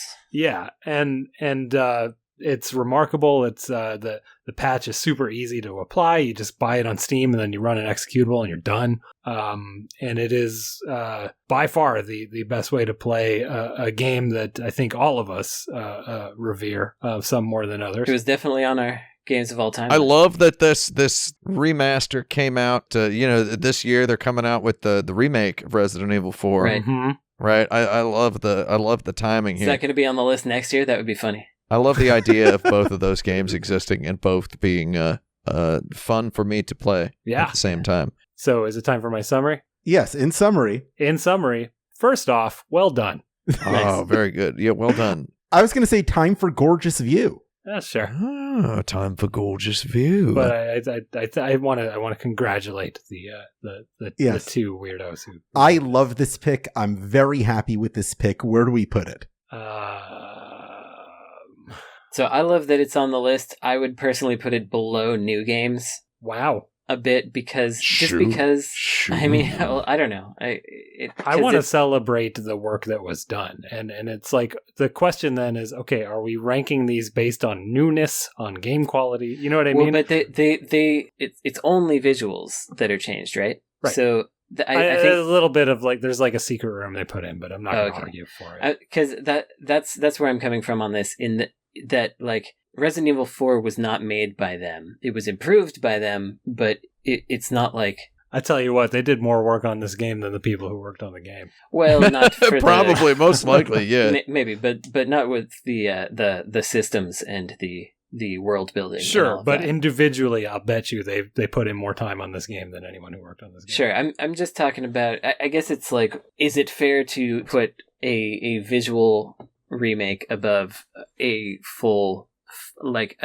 a full team effort, if you know what I mean. Well, for me, I would, on my list, rank it very highly because that is the kind of weirdness I want to encourage in the world. Okay, I understand that. I think it's pretty good. Okay. So I'm somewhere high middle, but these right. are all games I haven't played. So somewhere Vampire Survivor-y. Okay. Yeah, I think somewhere near Vampire Survivors could, what do you call it? Sort of, you can make your decision if... So I guess the question is is Resident Evil 4... I'm nominating the fan work as a work. Yeah. But I mean, is that with new graphics better than the game that was inspired by Resident Evil? It's yes. the direct thing or the thing that it inspired that's new. That's an interesting question that we have to decide if which one's better than the other. I'm not sure. Are you saying Vampire Survivor is inspired? No, Signalis. Signalis, got it. Because Signalis is a very Resident Evil-like. Right. Yeah. I'll leave that to you too. I've stated my case. More of an original Resident Evil-like. I might put it one below Signalis, but it could go above as well. It's just there is a statement being made there. I just want us so to for be the aware. record, my nomination would be above because I'm saying it's basically above or below Vampire Survivor. I like Signalis. Yeah. I like Signalis. Well, what do you think, Tim? You're the tiebreaker. I'd put it under Signalis. I'm sorry. Okay. All right. But it belongs on the list, though. It's on the list. Yeah, put it on there, Jerry. Tim, you're up. Oh, is it my turn now? It sure is. Tim, wait, before you finalize, did I mention 4K OLED 120 hertz? Oh, actually, it was only 60, actually. I think it counts. I played it at 60 hertz on the 4K OLED, yeah. All right. I did have a very good time. No 120, though? No deal. Breaks the game, I'm sorry. Yeah. My next pick is, it's very important to point out that it is not Stray, because cats just don't do anything for me. They just don't. I'm sorry. I'm sure people can like their cats, but when I see someone post a picture of a cat, but I also didn't put Stray on social media, I just go, all right, okay, I got a dog. My dog's hilarious. Your cat's not. Sorry, no offense. Cats also are funny. Yeah, not as funny as my goddamn dog. My dog's hilarious. I feel like this is going to be the most controversial statement in the episode. Where do we rank cats versus dogs on this? Oh shoot! Let's not even talk about it. Let's not get there. So I've got a game in mind, and the question is, do you? Are you ready to hear it? Yes, please. We can't delay anymore. I'm trying to choose between these two that I'm looking at. Yeah. That in my head. I'm not really looking at them. I'm going to go ahead and do it. Pull the trigger. I'm going to put a game on this list because yesterday during the Nintendo Direct, they announced that. Hold on, let's rewind a little further. 1 week ago, we talked about how Shin Megami Tensei 4 was one of the best video games of all time. Yeah. Right? And I bemoaned. I was very sad. I said, it's so sad that it's not just purchasable on modern hardware. Indeed. It doesn't have to be in 3D. It doesn't need to have 2 screens. They can convert it. I know they can, and by God, they should. They put Shin Megami Tensei 3 Nocturne on Steam and Switch and PlayStation. Give us 4, and also get 5 off of the Nintendo Switch. The Nintendo Switch is, at this point in its life cycle, walking around its house in its underwear. It is in its letting it all hang out era. Like, it is a video game system that, let's be honest, struggles to run even its own operating system. Yeah. It can't run Fire Emblem at more than 18 frames per second half the time. And I don't even want to talk about how close it can possibly ever get to 30. I only just got a working controller, but the buttons make a squeaky sound. Oh God, I love it. So yeah, it's like so we got it wouldn't it be nice if Shin Megami Tensei 4 were on the Nintendo Switch? Yes. Well, there's hope now as of yesterday. Because of them Atrians? When Atlas announced that they are releasing Etrian Odyssey, perhaps the most dual screenified video game of all time. Yeah. On the Nintendo Switch and on Steam, where you can play it with the mouse and keyboard on Steam, which actually seems like kind of the right way to play it. But also, the Etrian Odyssey games were absolutely perfect for playing on the DS with the sleep mode. The reason I bring all this up as preface is we were talking about Shin Megami Tensei 4 last week, and you know what? None of us here necessarily asked for it, and maybe back in the day we might have only pretended to play the original and been kind of cool. And, I actually did kind of like the original. They made a goddarn Soul Hackers 2 this year, dude. And I played it, not a whole lot. I played it for, like, let's say less than 8 hours. And I was just like, the visual style's different. It's not the Sega Saturn game, I remember. I'm not playing this on the Sega Saturn. But you know what? They sure do. They know how to make them good. They know how to make them hot. Yeah. You get a real Michelin star experience out of an Atlas game. And people were pretty cold on this Soul Hackers 2. I don't know if you saw them. They were cold on it. I did see that. And but guess what? In 5 years, 10 years, they're not going to be. They're all going to say how great it is. I have talked about video games on the internet for 20 years now, for God's sake, right? I'm putting myself, I'm thinking of the 20 years in the future.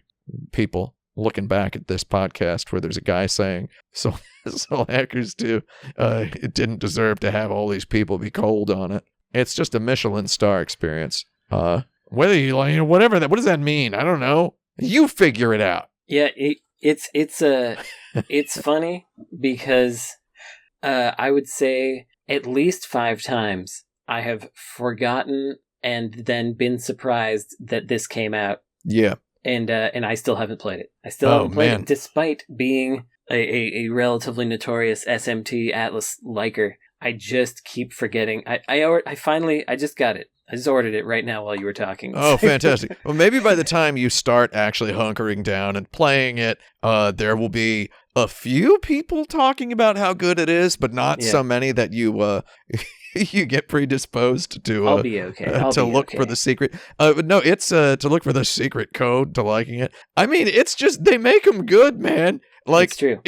It's turning into it. Like I witnessed a long time ago. I witnessed every time Koji Igarashi made a Castlevania game, right? One of the new handheld Castlevanias, just an absolute like firing squad of nitpicking about it, right? And it's now you play one of those games, they're beautiful. I'm starting to see the nitpickers firing squad assemble for things like Soul Hackers 2, where it's like, oh, if you were appreciating this in a complete vacuum, which I mean, I can't purport to own a complete vacuum. I've got a Dyson, but I can't play video games in there. We've got a shark over here. Yeah, oh man, get on my level. No, but it's like I played it and I'm just like, man, this is the good stuff. If I were sitting around and it's one begs for a rainy day, right? In summary, why is it always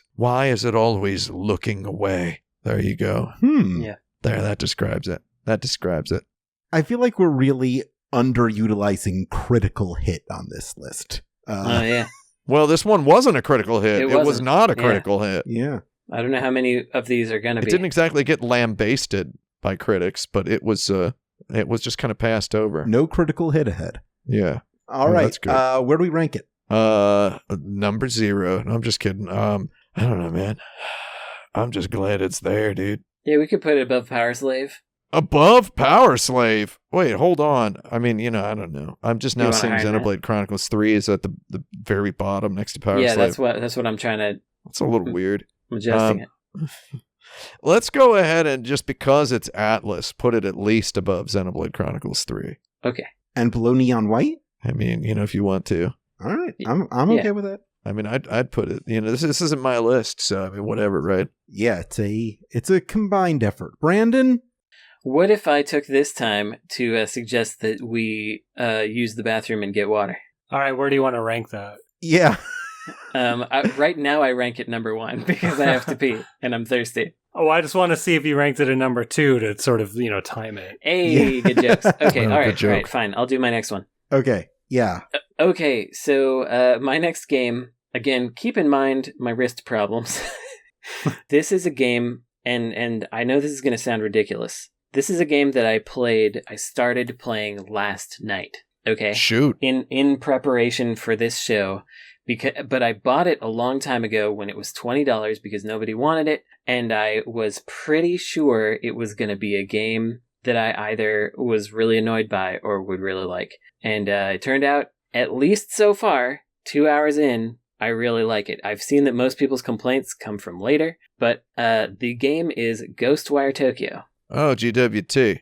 And this game it's given me all the right notes so far. It's got weird graphics. It's got an interesting defined world. It has the right kind of floppiness, I guess. And talking of DS games, this feels like, if not for its high fidelity, it was pretty much designed to be a DS game because you're walking around in first person. You're drawing little patterns on the pad of your PlayStation 5 or whatever. It's a neat, weird game that feels like, I don't know, it feels like a really high budget PS2 game or something like that. Yeah. It just doesn't feel like the kind of thing that you make anymore. It's got really good atmospheric, interesting music that's like unobtrusive, but whenever you pay attention to it, you're like, oh, it's interesting what they're doing there.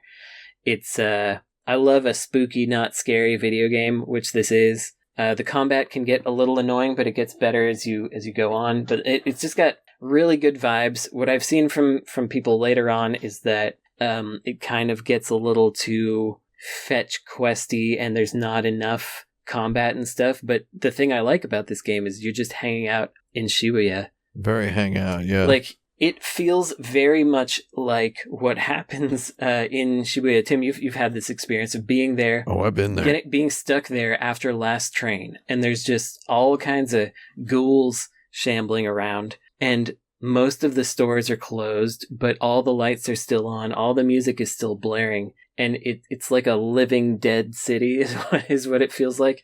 And it really perfectly captures that feeling of being in a different place at a time you're not supposed to be there. And it's just, I liked it. One of the best things to do when you're stuck in Shibuya after the last train is walk to Omotesando. Yeah, Omote Sandwich. or just go for it, walk all the way to Shinjuku, dude. Mm-hmm. And then go to Kabukicho, and then you're playing a Yakuza game. That's right. The caveat is I was only able to play this for 2 hours, and it was only yesterday. Yeah. So I played a bit of this game. What do you think? Because it has a whole lot of Tokyo in it, and I like stuff that's got Tokyo in it. It's a nice, interesting, stylized Tokyo. It feels like a game that is kind of driving down a road paved by multiple other games, which is just like games like Yakuza. The popularity of games like Persona 5. I mean, Persona 5 is the big one, that I believe has like kind of paved a lot of permission for Japanese developers to just really proudly make games about Japan. It's very Japanish Japan, and have a good time stylizing some aspects and not stylizing others. And you got your Japanese folklore in there very heavily with the yokai. You got your yokais.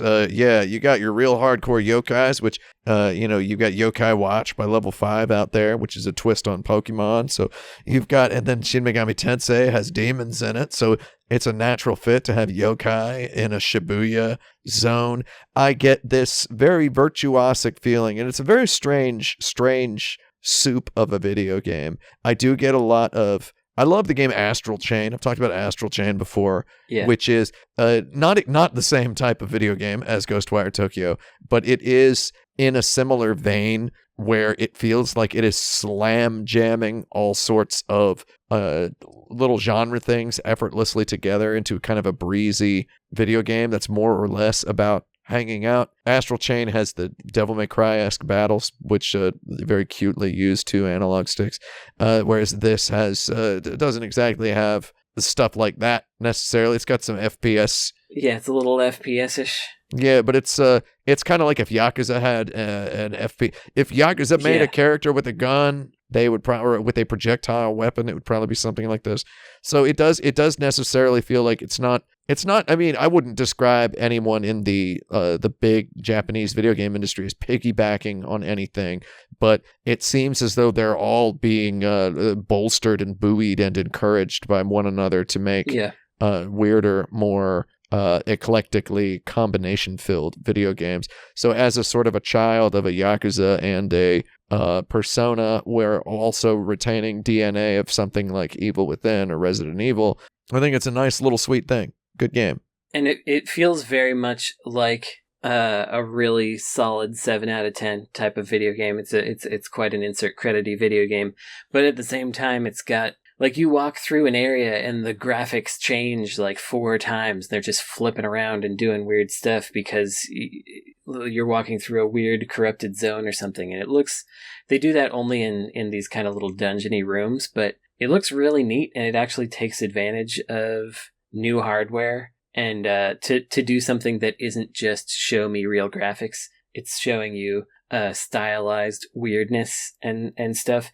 And I mean, also the main character is dressed in the fashion style known as amekaji, or American casual. He's wearing like a heavy selvage denim work shirt jacket over like a vintage style 1950s white t-shirt, and he's got one of those he's wearing like chinos, like military chinos, and he's got a fanny pack strapped crossways across his called a crossbody bag. Okay, crossbody bag, but it looks that's what they call those. It's smaller than the usual ones. So shout out to Pokemon for also having had those crossbody bags in them for a while. Brandon, how would you summarize this game? Oh yeah, I have a summary here. Praise the crossbody bag, which is as follows. Yeah, I would summarize Ghostwire Tokyo as time for gesturing.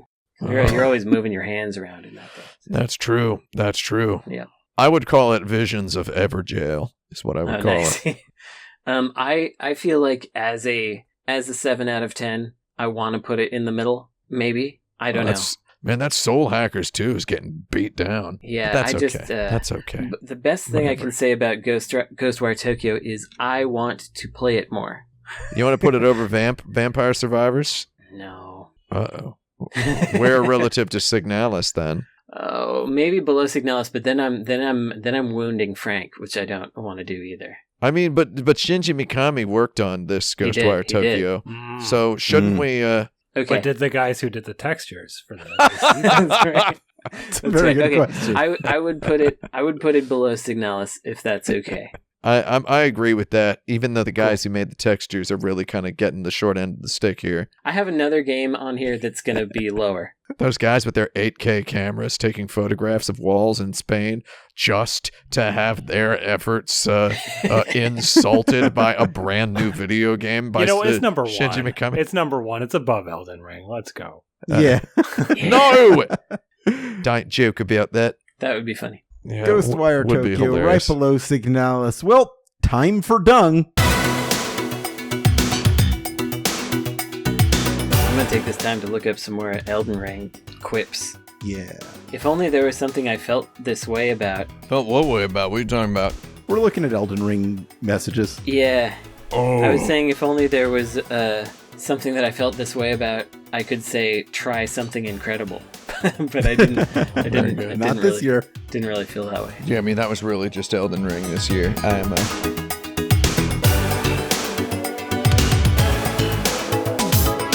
Time for back. It's time to get back to our Insert Credit 2022 ranking episode. We are up to round 4 of 7. We're going to try to move things along here.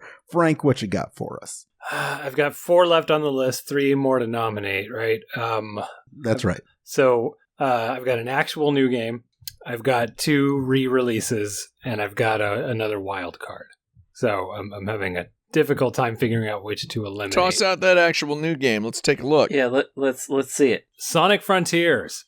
Okay. Yeah. I do not want this to be on a list of best games of the year. Well, we do have to fill out the bottom, let's remember.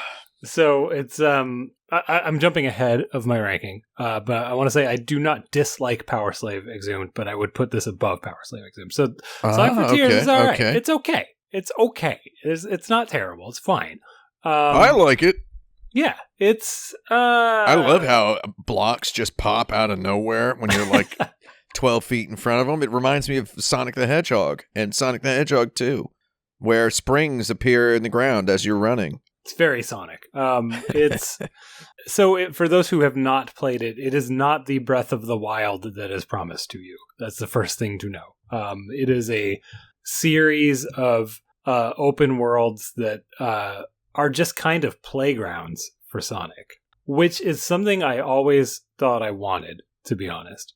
Yeah, it could work. It could work. I don't think an open forest is where it works. I think Sonic is, I don't know.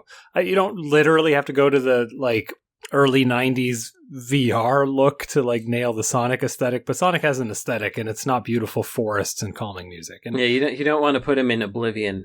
Yeah. It just doesn't make sense. Mm-hmm. But also weirdly, like walking around this forest as Sonic with this like weird, like really nice calm music and like it works somehow. I don't understand why. Sort of. It's it very doesn't make odd. sense. Yeah. So a weird game. It's a game about, going to these sort of playground hub worlds and collecting the whatchamacallits that open the gate to go to the next world. It gives you some freedom on how you collect the things. But primarily you're supposed to go to places that warp you into mini like levels, like speed attack levels. The levels are Little WarioWare Sonic challenge. Yeah, they're modes. Longer than that. They're more like 2 minutes, not 10 seconds. Yeah, they're like Sonic 2006 levels. They're pretty short. They're pretty short, and the physics feel real bad. But it's not like the levels are not built for the physics, so that's okay. I'm very forgiving of that. That's a trend I've noticed in myself. It's like, okay, you can make really bad mechanics, just make levels that make them make sense. Yeah. So, I don't know. Like, that game, I completed it and immediately forgot it. It just washed right through me. I had a pretty good time, because I was like, I want to play the dumb game. But, anything interesting to say about it? It's really broken. And I don't mean physics, which is the first thing everyone probably thinks when I say a Sonic game is broken. I mean that, like, if you just kind of save up and go visit Big the Cat and go fishing, you can beat the game. Yeah. Like, you can just beat the game through overfishing it. So it's really weirdly broken, and the numbers don't make sense. And I think I've said on the show before, I think I think it's like the design wasn't coming together. It's just got bad numbers. Like all the numbers are really bad. It's very just kind of a pie in the sky, kind of picked out of a bingo tumbler, right? Like, yeah, it just doesn't make sense. Yeah. We were talking last week about Ranger X, right? I believe I said, just try to find somebody who doesn't call it X Ranza, who you could actually convince it's a good game to play, right? It's like this is the Sega of Ranger X brought back in the year 2022. So what does that mean, really? What? First of all, I don't know. Second of all, we didn't get a Yakuza game this year, right? No. So this is our Sega. This is our Christmas present. This is our Sega, right? This is our Sega this year. A new Sonic game, an ambitious new Sonic game from the Sega that currently knocks Yakuza games all the way out of the park every single time. The right? Sonic team is I guess still its own thing. Yeah, but they're still backed by the shadowy 13 overlords of Sega or whoever funnels the money down at them. So it's the Sega of today is the Sega of Yakuza, right? So it's like they're just kind of high on the delicious fumes of a world-class video game series that, again, they keep knocking out of the park. It's interesting that this year Sega's big was this. Okay, so Sega, first of all, they've been talking for some time about making a super game, right? Yeah, they still are talking about that. Yeah, they're talking about a super game, a game that's gonna change the world and unite gamers. Oh, I forgot about that. That's right. They have plans on making a game that will make a lot of money. That's the plan. This game is going to be a disaster. I'm that will make Not billions. this one, but it's coming. You'll know when it hits. Just listen up, investors. We got a plan for the game that everyone will play forever. It's going to be very good. And it's like they're tossing around the names Crazy Taxi, Jet Set Radio, Panzer Dragoon. It's going to be like this. It's going to, and they're tossing around names like Fortnite. They're talking in terms of billions of dollars. It's just someone improvising. I love it. With a gun to his head. I love it. And it's like, do I believe they can do it? Well, here's what we do know. They're not. I mean, it's not as far as I know. I haven't caught the news recently, but they're not doing it with NFTs, right?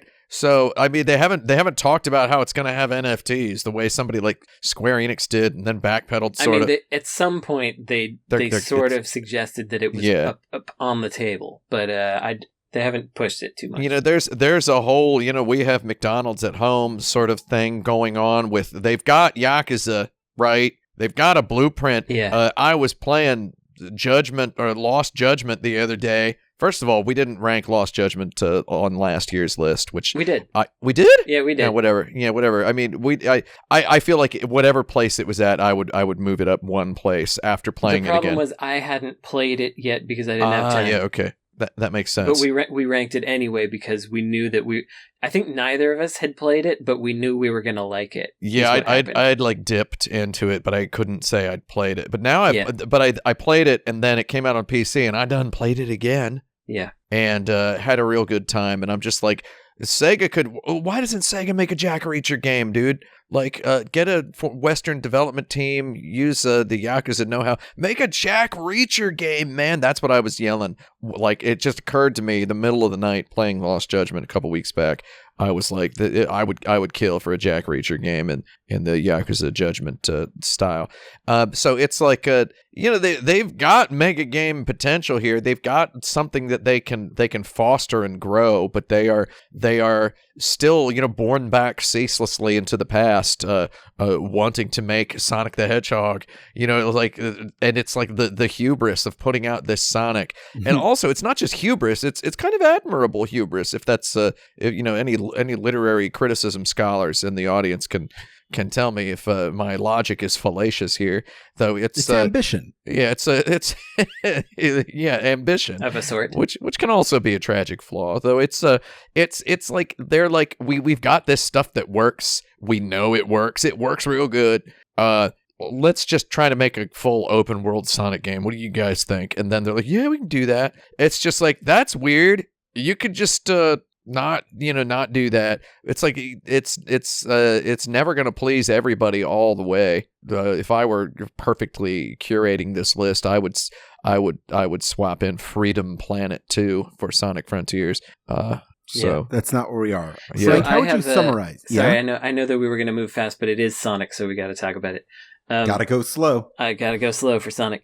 I got two questions for everyone. One is hypothetical and the other is real. And the first question is, let's go. Would you have continued playing this game if Sonic weren't in it? Or would you have even started it if Sonic weren't in it? Oh, absolutely not. No. Yeah, that's what I figured.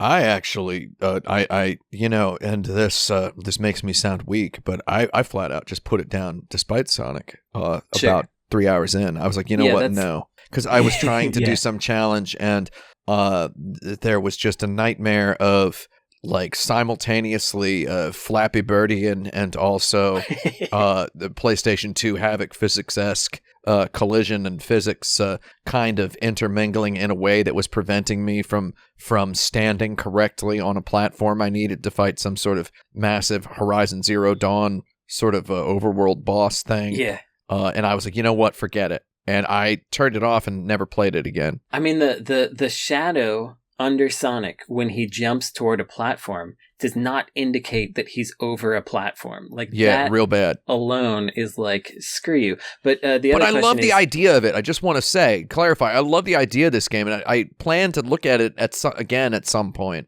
But it's just there's some really good props. You know what I mean? Like there's really good micro. I don't even know if I want to call it level design. It's like they had a lot of fun just putting all the springs and stuff in such ways where it's like, oh, that was clever. Yeah. I don't know if that's a level or to get up to the sky squiggles. Exactly. It's just like, okay. At the very least, last year we did celebrate Balan Wonderworld, right? Oh, yeah. This is better than Balan Wonderworld. And now Yuji Naka's in jail. So don't we have to do something about Sonic Frontiers now too? Right? You see what I'm saying? So my second question is, did any of you play Solar Ash? No, right? No. I tippy tipped it. The thing that is incredibly funny to me about Sonic Frontiers is nobody played Solar Ash, because if they did, they would be like, this is just Solar Ash. Because I talked about it in our second episode where I talked about the other games I played that I didn't rank last year.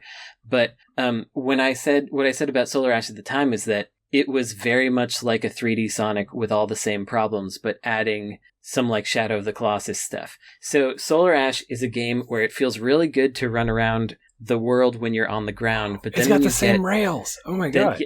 Then when you get vertical and get on the rails and you're doing your homing attacks and stuff, it starts to kind of fall apart because you fall way down. You got to get all the way back up there. It doesn't really work.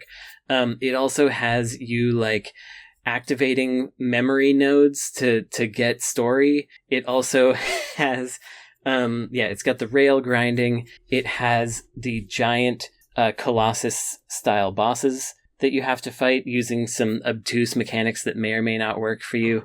It also has an open world hub feel where you unlock big gates to get access to the next area that has small micro challenges in it. They're not exactly the same, but they're so similar that it's bizarre. I don't really even think that the Sonic Frontiers people played Solar Ash. It's just I don't either. I think this is I don't think they've played any video games released in the last 10 years. Yeah, I think it's just like they saw a trailer for Breath of the Wild. Is what both teams were thinking what if we did a bigger Sonic game, and they both came to almost the same conclusion. It's really wild. Not many people played Solar Ash, as I have seen looking around the internet. But I urge anyone that has played Sonic Frontiers to go play Solar Ash and compare them, because it's very funny and odd how similar they wind up being. I guess we have to summarize it. Yes, in summary. Still no joy. Oh, very good. I guess I would have said Nimble One required a head. So it's below Xenoblade Chronicles 3. Is that what we're doing? Yeah, I mean Xenoblade Chronicles 3 now is getting more insulted by the minute. It is. You should probably having to be. But don't worry, we'll probably add some more down here. Yeah. In fact, Tim, why don't you add one right now? Add one down there? I don't know if I want to add one down there. Hey, add one wherever you like. You already did. Well, Brandon was talking about that game Solar Ash, and that just reminds me of the game. Did we all play that game Tunic? Yeah, I played it. You didn't play Tunic? Have you seen Tunic, Frank? Yeah. It's just a delightful little video game. It's got an instruction manual inside it. Yeah. An instruction manual which is written in an imaginary language. So first of all, no localization required. Very smart. Was that the summary? That sounded like an Elden Ring. No localization. First off, no localization. Yeah, very good. It's just Tunic is that sort of video game where it looks like a Zelda, it looks like a Landstalker, it's isometric like a Landstalker, looks like a Zelda, your guy's a little fox. It's got very solid attacking mechanics, very formally grounded. We're talking a lot about formalism here, while also containing a lot of modern concessions. a delightful little video game that has earned a couple comparisons to Dark Souls and such. Just a rock solid, straightforward, straight ahead, nice little exploration, action, adventure. Sort of has some Fez vibes. Sort of has some Sega Genesis vibes to it. Also has just a very confident, refined, very honed graphical style that I've been following the game's development quite enthusiastically for several years. I was quite enamored with initial GIFs posted on Twitter, and overall just appreciating watching the game develop and watching the visual style grow into something. And it's one of those games that when it finally came out, I was pumped and ready for it, and I had a good time. I had a really hilarious interaction with the developer on Twitter where I mentioned on Twitter that I would love to test the game back when he was first showing off screenshot Saturdays of it, and he sent me a link to a Dropbox build and a Twitter DM. And I said, I'll take a look at it soon. And then the day the game came out, I replied, just finally getting around to taking a look at this, dude. I'll let you know what I think. And that was very fun to do. What I want to know is, where do foxes rank on your cat-dog metric? Oh, they're way closer to dog than cat, yeah. So, all right. Like, I mean, in terms of, ask 9 out of 10 zoologists, and they'll tell you that they're more dog than cat.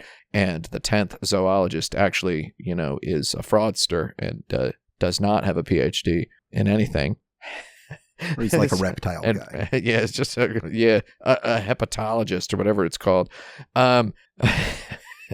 So Tunic is just it's a very Sega Genesis feeling Zelda game, and I'm a big fan. I know somebody else here is a big fan of Sega's many attempted Zelda likes, many of which are so much better than the real Zeldas. The games that understood Zelda before Ocarina of Time, Zelda was a you were guaranteed a perfectly refined arcade action experience with an RPG adventure overworld presentation, and all of Sega's pretenders understood that 100%, and that's why I love Crusader of Senti. Yeah, I like that one. And that's why I love Magic Knight Rayearth. That's why I love Magic Knight Rayearth's got beautiful other things going on as well.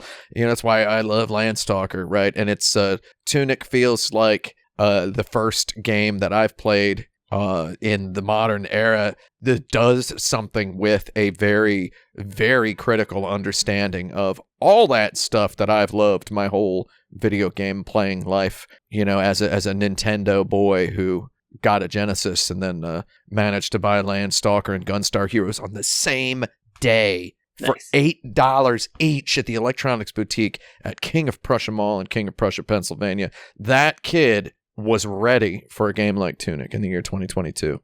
In summary, hold on. Could this be a praise? I've got one. There be, what? Let there be a close quarters battle, I would say. I would have said this is the one for Could This Be a Dog? Yeah, Could This Be a Dog? Yeah, I was thinking about that for a second. And then I thought that would have been funnier for Sonic, and then I didn't do Sonic. Brandon did Sonic. Dang. Could This Be a Dog would have been funny. You know what? Let's go ahead and say, could this be a dog? Or no. I have another one that also could This Be a Dog? All right, let's save it for that one. Where do we rank Tunic? Number 1. No, I'm just kidding. I don't know. For those about Tunic. I like it. Brandon, you didn't play it? I did. Oh, you did? You did not like it? Well, I was kind of hoping to not talk about it, actually. Well, shoot. It's not that I was so ready to like it. I was looking at those GIFs, and then I purposefully, after looking at the GIFs, I didn't look at it again for a long time. And then I got it, and I felt a little bamboozled about what the game was and how friendly it was going to be toward me. Oh, you thought it was a little too hostile? I thought it was a little too hostile, and I thought it was a little too where am I going? And like the I love the where am I going? I know a lot of people really liked it, but for me it was a lot of backtracking through not much to find where I'm going. I I wanted to like it so bad, which I think flipped me around, which is why I didn't really want to. And I didn't love the final graphics as much as I loved those initial GIFs and things. It was just I was a little disappointed. I have to say I was a little disappointed.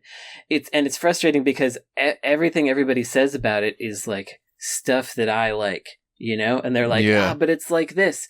And it just wasn't like that for me, which made me sad. That makes sense.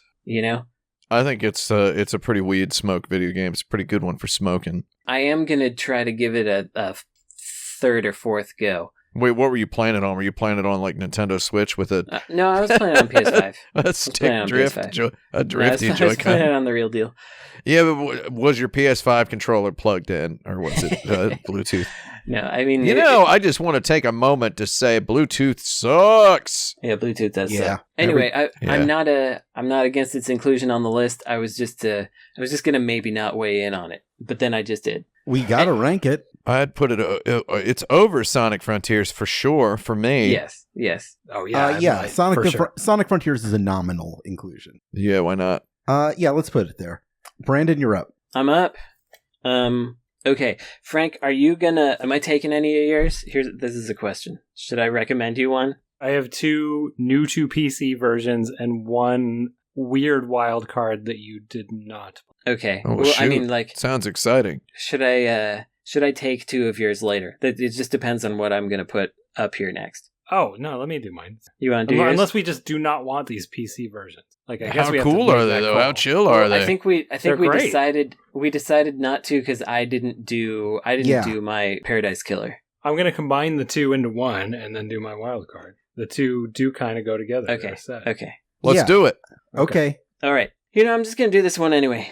This is my top recommendation for Frank. Oh, it's Lil Gator Game. Oh. So Lil Gator Game is a game made by and for people who have said, what if you made more games like A Short Hike?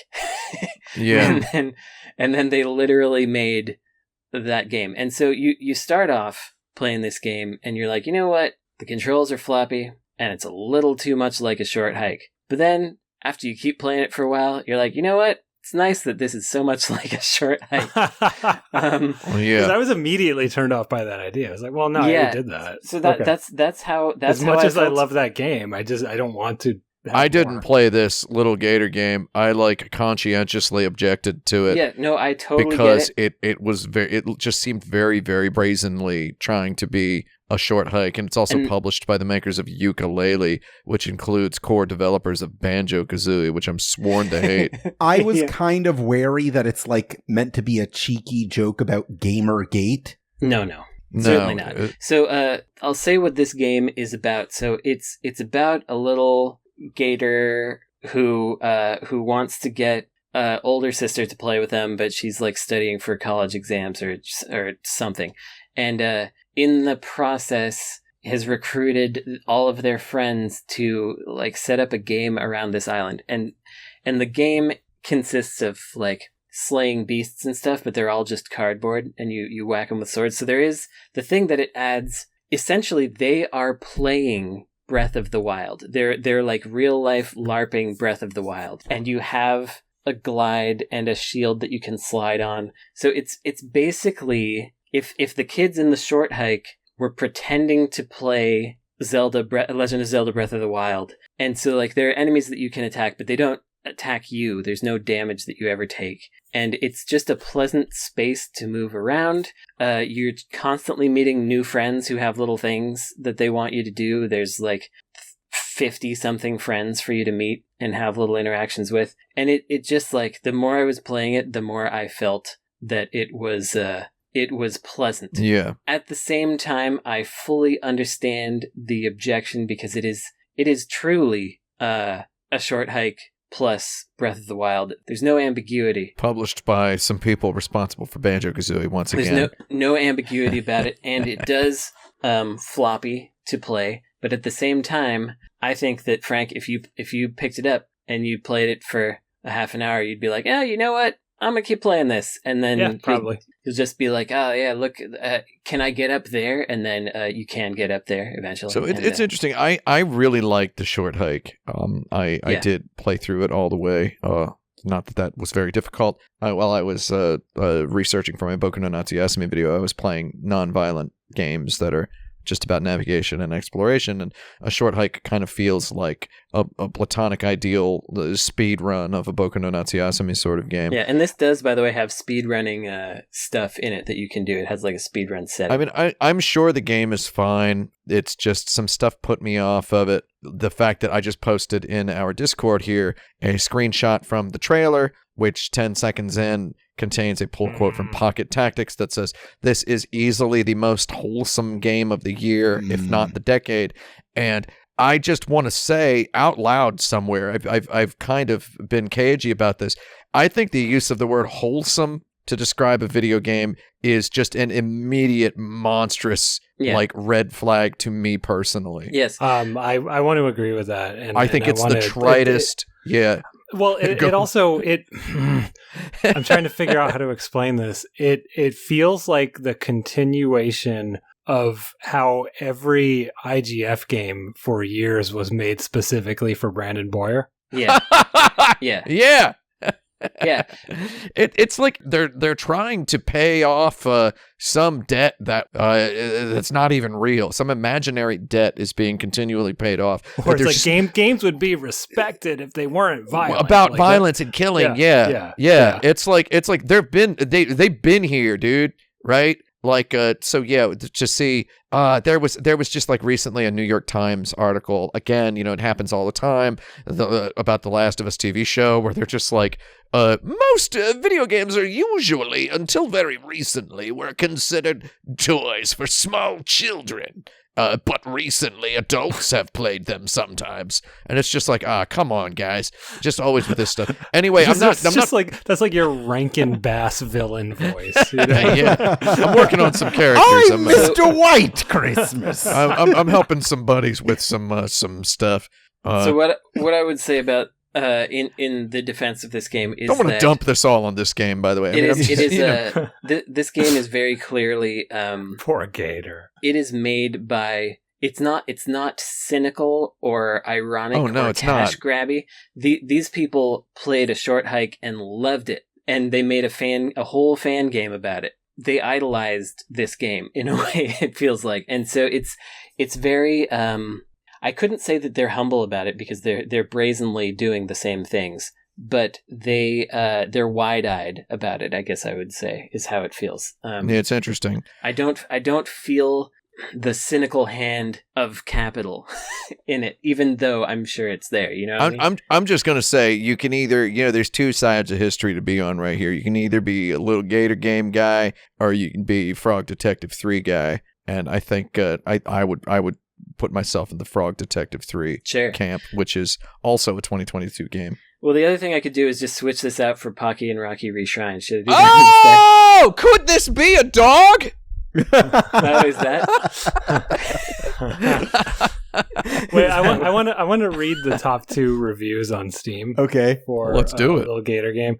Top most helpful review is by Shoe Plastic.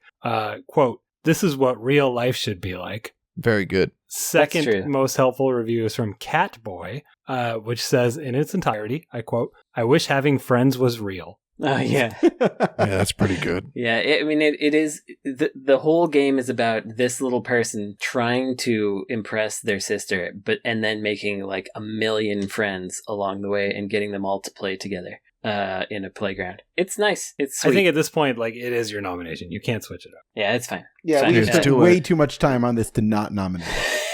Bottom of the list, I'd say. According to Brandon Sheffield, would you agree that it's easily the most wholesome game of the year, if not the decade? Yeah. No, I wouldn't. I want to put it between Tunic and Sonic. Summary, Brandon, you have to summarize. In summary, friend required a head. Oh, friend required a head. I guess that's it. Between Tunic and Sonic sounds good to me. Yeah, I almost called it Sunic and Tonic, which was Little Gator game. That's mix me up a Sunic and Tonic. Those are characters in the reboot of Ukulele. That's right. Coming soon. It's going to be wholesome, I think. That was Brandon. We got 2 rounds left. We can do it. Frank, Okay, I'm going to do mine real quick. I'm going to combine two related games. Kill me, bro. Miles Morales PC version, God of War PC version. I am nominating the idea that PlayStation puts its games on Steam now, and that man, yes. Throw Uncharted in there too, dude. Yeah, Uncharted. Yes. I'm playing you know Uncharted, what? I like that. I like a couple years ago we nominated Sonic the Hedgehog the movie for this list. Yeah. Sony putting games on Steam is a good thing to put on this list. Yeah. Let's talk Absolutely about it. Wonderful. Yeah, so great. I will do my summaries for both games. Miles Morales, good sort ahead. He's a good kid. Good sort. And then God of War PC. First off, fleeing, because I really bounced off that game very quick. Me too. Oh, really? Yeah. It's okay. It's okay. It's fine. It's just, you play it and it's just like, it's a video game. I've played these before. So in other words, it could also be, why is it always God? And then try God. Placement wise, we're nominating The Idea, right? Yeah, the idea of Sony putting games on Steam. God, that's like number one for me, but it's pretty high. Putting games on Steam on a more or less a 2-year delay. 2 years for Miles Morales, not bad. I think it's great. I would go somewhere Vampire Survivors. I like putting this high on the list. Yeah, below Vampire Survivors. I'm fine either way.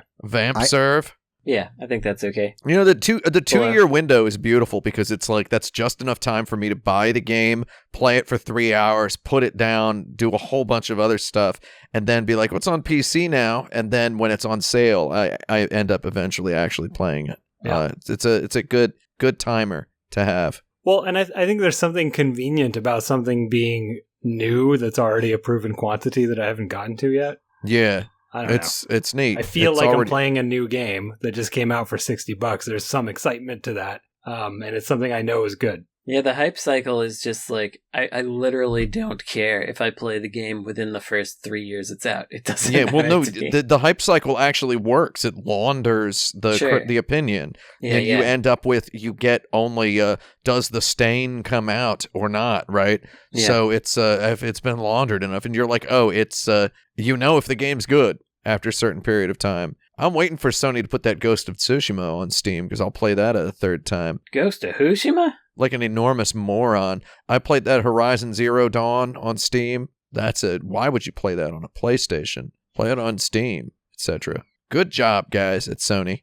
It's your time, Tim. Speaking of which, my next pick is not Horizon Forbidden West. We'll wait until it's on Steam. And my next pick is also, you know what? I'm going to say it. My next pick is also not God of War Ragnarok, because I bought it and I didn't even open it up. We'll wait for it to also be on Steam. I wasn't going to play it. Very apropos to I'm going to play it because I play all the AAA stuff. Yeah. And that God of War has some good combat design in it. The problem is they just keep doing the skill tree thing. And just give me I don't know. It's just make the game fun at the beginning. I don't know, man. All right, so next game. How many more do I have left? 2. You got 2. 2 left. Blimey. Crikey. Blimey and crikey. B and C. Yeah. The next game from the creators of Ukulele. That's right. Yeah, blimey and crikey. Lord, yeah, that's a good one. Let's all remember that. I mean, I can throw one out here. Please. I mean, we're getting to the point where I don't really feel very strongly about any of these. The strong feelings have kind of just dripped out. That's great. Yeah. So, I mean, I just have no confidence in the rest of my list. Yeah, same. That's been that way for half the show for me. Brandon, do you feel strong about the rest of your list? I do not. You don't? I do not.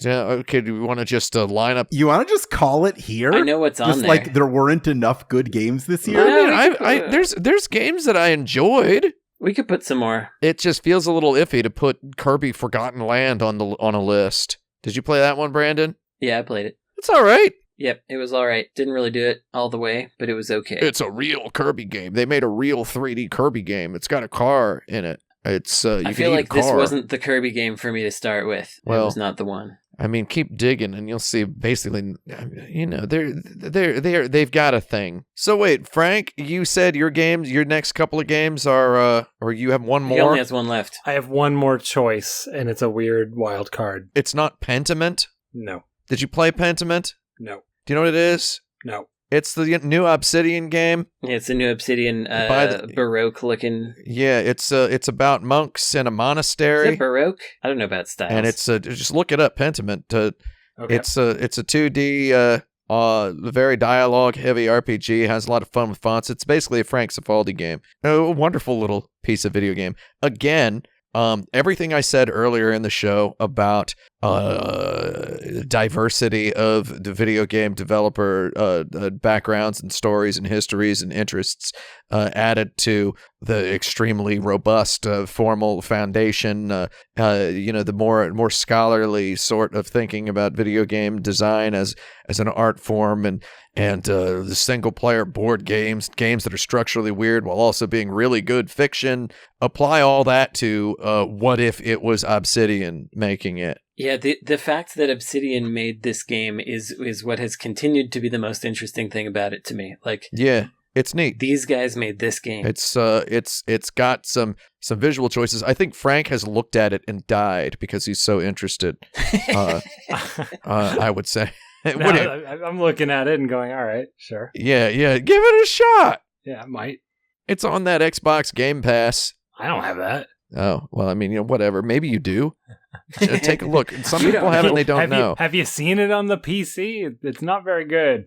Has your doctor tested you for Xbox Game Pass yet? You might have it. You don't know. They've got it on PC now. He took a lot of blood out of it. Probably. You might have it. Selling in it. summary. Yeah. Okay, so this one actually lends itself quite well to an Elden Ring summary, which means I've got to work hard on this one. So in summary, seek Lord. There you go. There you go. And where in the bottom are we ranking this? I mean, it's probably better than I didn't beat it. I played enough of it to be like I really like it. I'd say it's. I'm looking at my own list in my head of 2022 as video games, and it's like I got Elden Ring, Immortality, Citizen Sleeper, Signalis, Soul Hackers, Xenoblade. Right, that's like my core 2022 list. So I would put it. You know what? Put it under Xenoblade in my opinion, but above Tunic. Cool with me. Yep. Great. There's a lot of cool stuff to it. Pentiment. And I would like to play more of it. Brandon. Okay, I have for you a 6 out of 10 video game that, despite being a 6 out of 10, I continued to play. Uh-oh. This goes against basically everything that I was talking about earlier, but this is a secret extra pathway to me playing a game, which doesn't ask very much of you, doesn't do too much wrong, and is just like, what if I played a video game right now? And that game is Harvestella. Harvestella is a mediocre, like Harvest Moon gardening thing, married with a mediocre action RPG combat system where you have 2 friends that can follow you around, and an okay story. It's so middle of the road, but it doesn't particularly get in its own way. It doesn't make any big statements or weird stances, which is good and bad. It's just like, I'll play a video game now. I'd say the most annoying thing about it is some of the narrative stuff, especially on the side quests, is just like, you get choices to make and you wouldn't make any of those choices and they don't matter anyway. It like a choice of response to a person. Mm-hmm. Child, you should definitely go back to your parents, even though I haven't learned the reason that you have left and maybe they're terrible or whatever. Just dumb stuff like that. It's got the first dungeon has really cool music. That's about it for the cool music. And it has a good structure to it. It's like you have a day cycle, and so you can only do so much, so it lends itself to being very bite-sized. It's fun to just harvest vegetables and whatever. And you can be non-binary as a gender choice, and then you can choose which body type you want, and then the game refers to you as they throughout. I tried it just to see, and that was nice. It's like an interesting thing for a Square Enix game to do. I feel like Fire Emblem should do that, where they have you can be a weird-looking dude or a weird-looking girl. Just give up. Just give me one choice. Just don't give me a choice. That's what I would say. I make it normal. I like how they do it in Harvestella, because you can just you make a very simple choice, and then you're referred to that way from then on, and that's all the impact it has. Like, it doesn't matter, which is, on the one hand, a little toothless, but on the other hand, kind of nice that it doesn't matter. You're just treated like a regular person, because you are a regular person. I didn't play that Harvestella. I was very interested in it, though. That's it. That's all I have to say. Yeah, I mean, it's... There were just a whole lot of games. They were just dumping truckloads of bricks of video games at the end of the year. They went down to the video game making factory, and they churned out a bunch of them. They as Tim, as you used to talk about, how they made Little Caesars pizzas, taking a scimitar and slicing one off of a big tube. Square Enix was all about that this year, and they just made about 50 million video games and released them all within about 5 seconds. Did you see this video game, Various Day Life? Did you see that one? I didn't. You didn't see Various Day Life? I did. It was an Apple Arcade game, but it was released in 2022 as well, in September. It is like a game that was made by Octopath Traveler developers, like during their lunch breaks or whatever. I'm not sure if that's exactly it, but it's kind of a fantasy life sort of thing. And it was when you bought Triangle Strategy on Steam, you ended up getting Various Day Life like for free for some reason. Interesting. Various Day Life, Triangle Strategy, Octopath Traveler, Bravely Default, all made by the same team of people who really don't know how to string two words together.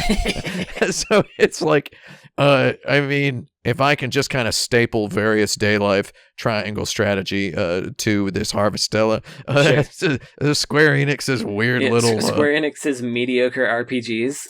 Yeah, which are, I like the idea of nominating Square Enix shovelware as a category. Yeah, but not just shovelware, but like lovely shovelware. Levelware. Square Enix lovely shovelware. I like that. Just it's a weird little thing. But featuring Harvestella. I do think Harvestella... Featuring Harvestella. Because Harvestella No, Harvestella is the one I was the most interested in. So yeah, right I in would. The center of it. Yeah, I really like the name, by the way. Me too. Harvestella. It's better than Various Day Life. Yeah, and in summary, no danger ahead. Yeah, no danger. Yes, no danger ahead. So I would put it. I'd put it below Tunic, above Little Gator Game. Oh yeah. Okay. Right. Yeah. I like the idea of putting it above Little Gator Game because I don't know. Because I'm just I like Square Enix. I like Square Enix. Yeah, I like them. I like those guys. Okay, that's it for me. Thank you. Frank time. Final round. Okay, so this is something that Wild card. I don't know that I want to be on a best of list, but I have Excellent. not had an excuse to talk about this, and it is technically the last newly released game thing that I played. Yeah. That I might have forgotten something weird. I'm going to talk about the Playdate as a whole. Oh, sure. Hey, why not? Did that come out in... It came out last year. Okay. Yes, absolutely. I got mine in like April or something. I was one of the April first. April 18th, 2022. Got it. Okay. Yeah, I was one of the first because I know Cable pretty well, who runs Panic. So I was I got to order it kind of before the public did.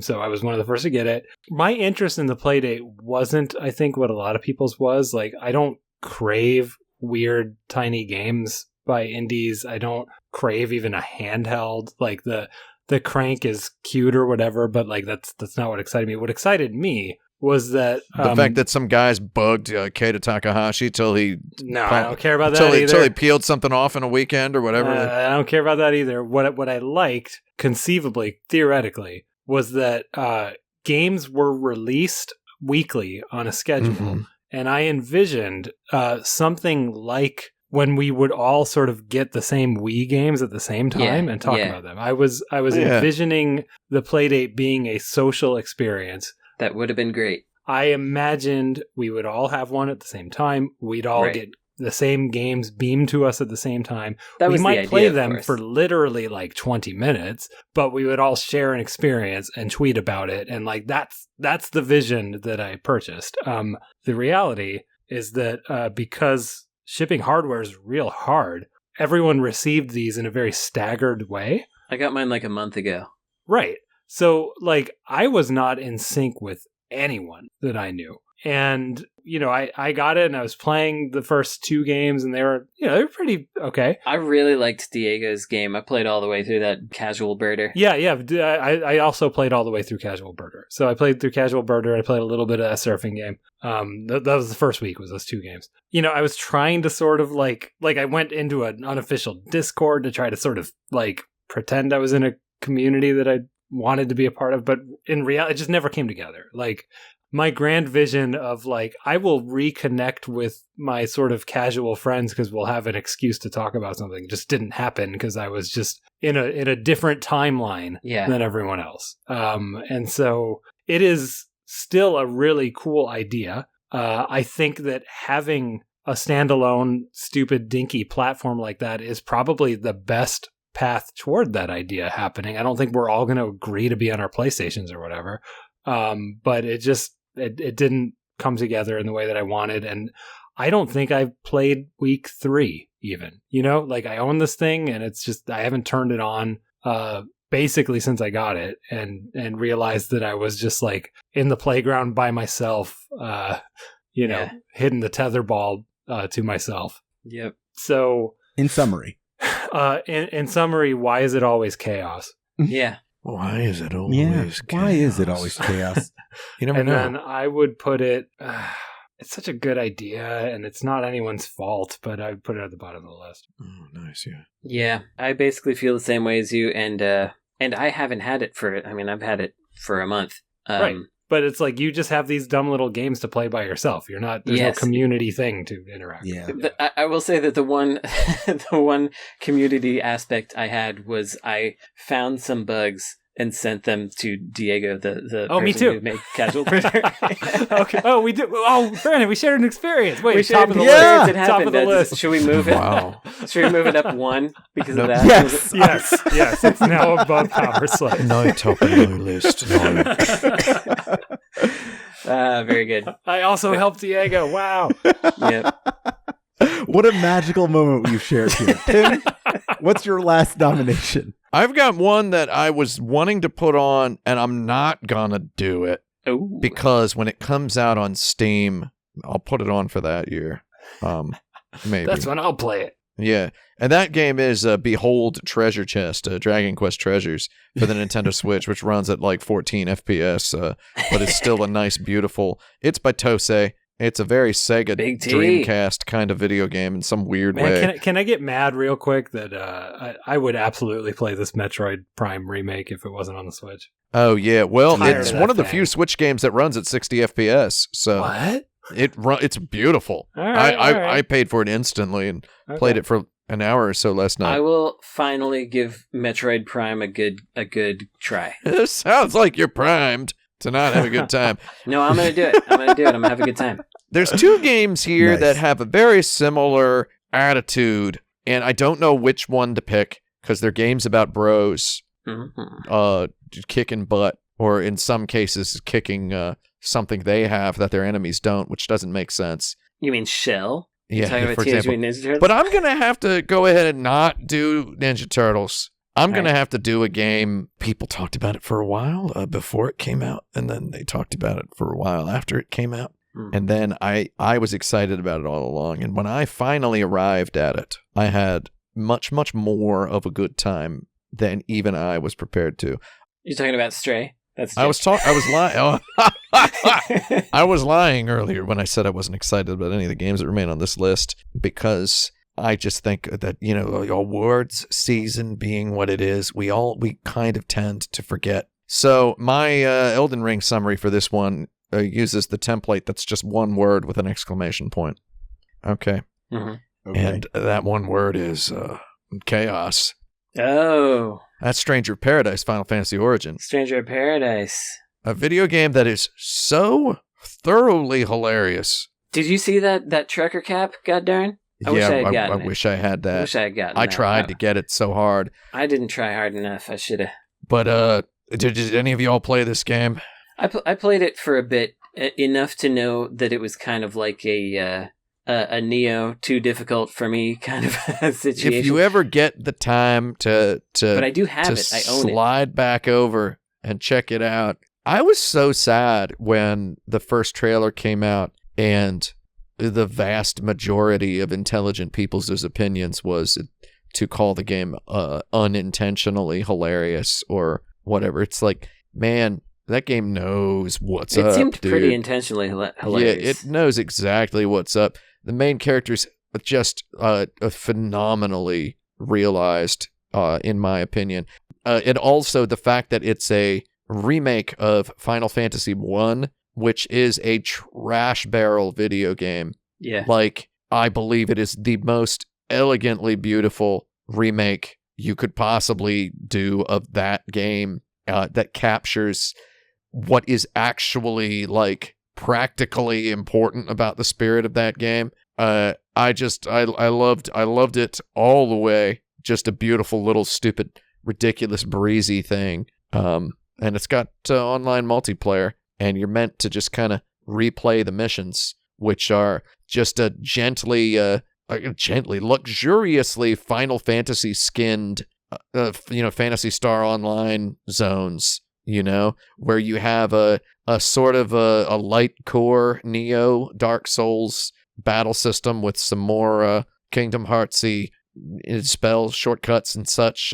It's got that Japanese design to it, for the modern RPGs, where it's just got this kind of sublime thing going on. I'm a big fan of what Team Ninja is doing now with just all the games they've been cranking out. They got a couple cool ones coming out soonish. I love them. The game's just a hilarious, weird thing. And it is that perfect. I hate using this phrase because I don't personally numerically rank video games, so it's that perfect legendary 6 out of 10 game or whatever, right? So yeah, there it is. That's what I got. Yeah, this game is the one that inspired me to make the thread on the forums that is called "Games that launched at $60 will soon be $20, but much later will be $60 again." Yeah, exactly. Yeah. It's got that all over. Where do we put it? Top of the list. No, I'm just kidding. I don't know. Good joke. I do like it a lot, though. It's very funny. I think above Harvestella. Above Harvestella, yeah, because above it's not Tunic. It's not the shovelware. Is it above or below Xenoblade for you, Tim? Shoot! Good question. Let's go ahead and put it above Xenoblade because it's perfectly accessible and one need not do any homework to appreciate That's true. A Final Fantasy hero listening to Limp Bizkit on his iPod. Yeah, right? Indeed. Like, Indeed. There's homework involved in Xenoblade. Yeah. And, the homeworklessness alone. Stranger of Paradise is all about the nookie. Yeah, exactly. Lord. Take us home, Brandon. Bizkit, Lord. Okay, my last game, man, I don't know. You want to say pass? I started looking through my whole list again, but no, I'm just gonna do one that's easy. I was about to put Chained Echoes on here, but I haven't really played it long enough to really decide that I truly want it to be on the list. I'm setting aside some time to play that one. I played it for a few hours. If we do our extra list where we talk about all the games that we played during the year, which we should do, I'll talk about it there. Yeah, I might roll it up and smoke it soon. Instead, I am going to do the one that I mentioned earlier. I'm just going to do Pocky and Rocky Reshrined. Yes! Yeah! Could this be a dog? Yeah, Could This Be a Dog is the summary. And Tanuki is a dog. It's a type of dog. A raccoon dog. Yeah. Raccoon dog. Those little fellas sure do exist in real life. They're horrible. They're horrible. They're a real little badgery, little kind of a squanky little thing.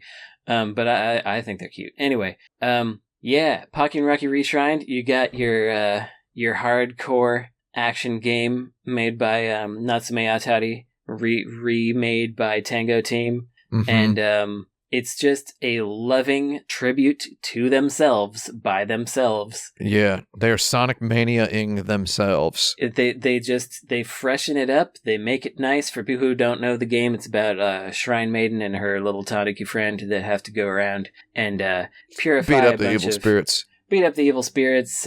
Wave their sacred what's it around? What do you call that thing? It's a little shaky stick. I don't know what it is. What is that shaky stick? Fan or something? Oh, it's a stick? Not a fan because it's got the little. It's a stick with some paper thingies coming off. I'm gonna admit I've played enough Toho games to know what it's called, and I just I'm just too high right now. Okay, I don't remember what it's called, but anyway, those, and then you throw out wards and stuff. It's cute, but it's really tough, and but it's not unfair. You understand when you died and why, and just looks lovely, sounds great.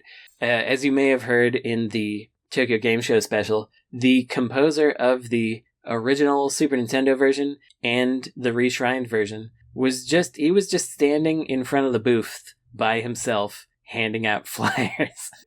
And I just went up and talked to him for 15 minutes, and he was like, oh yeah, I did this thing and that thing, had a good time. I was like, oh man, you worked on this? He's like, yep. And now I'm just here with this game. Love it. And gave me his business card, and he's just like a nice old man. I had almost the exact same encounter with Ninja Warriors again. Nice. Back at Tokyo Game Show 2019.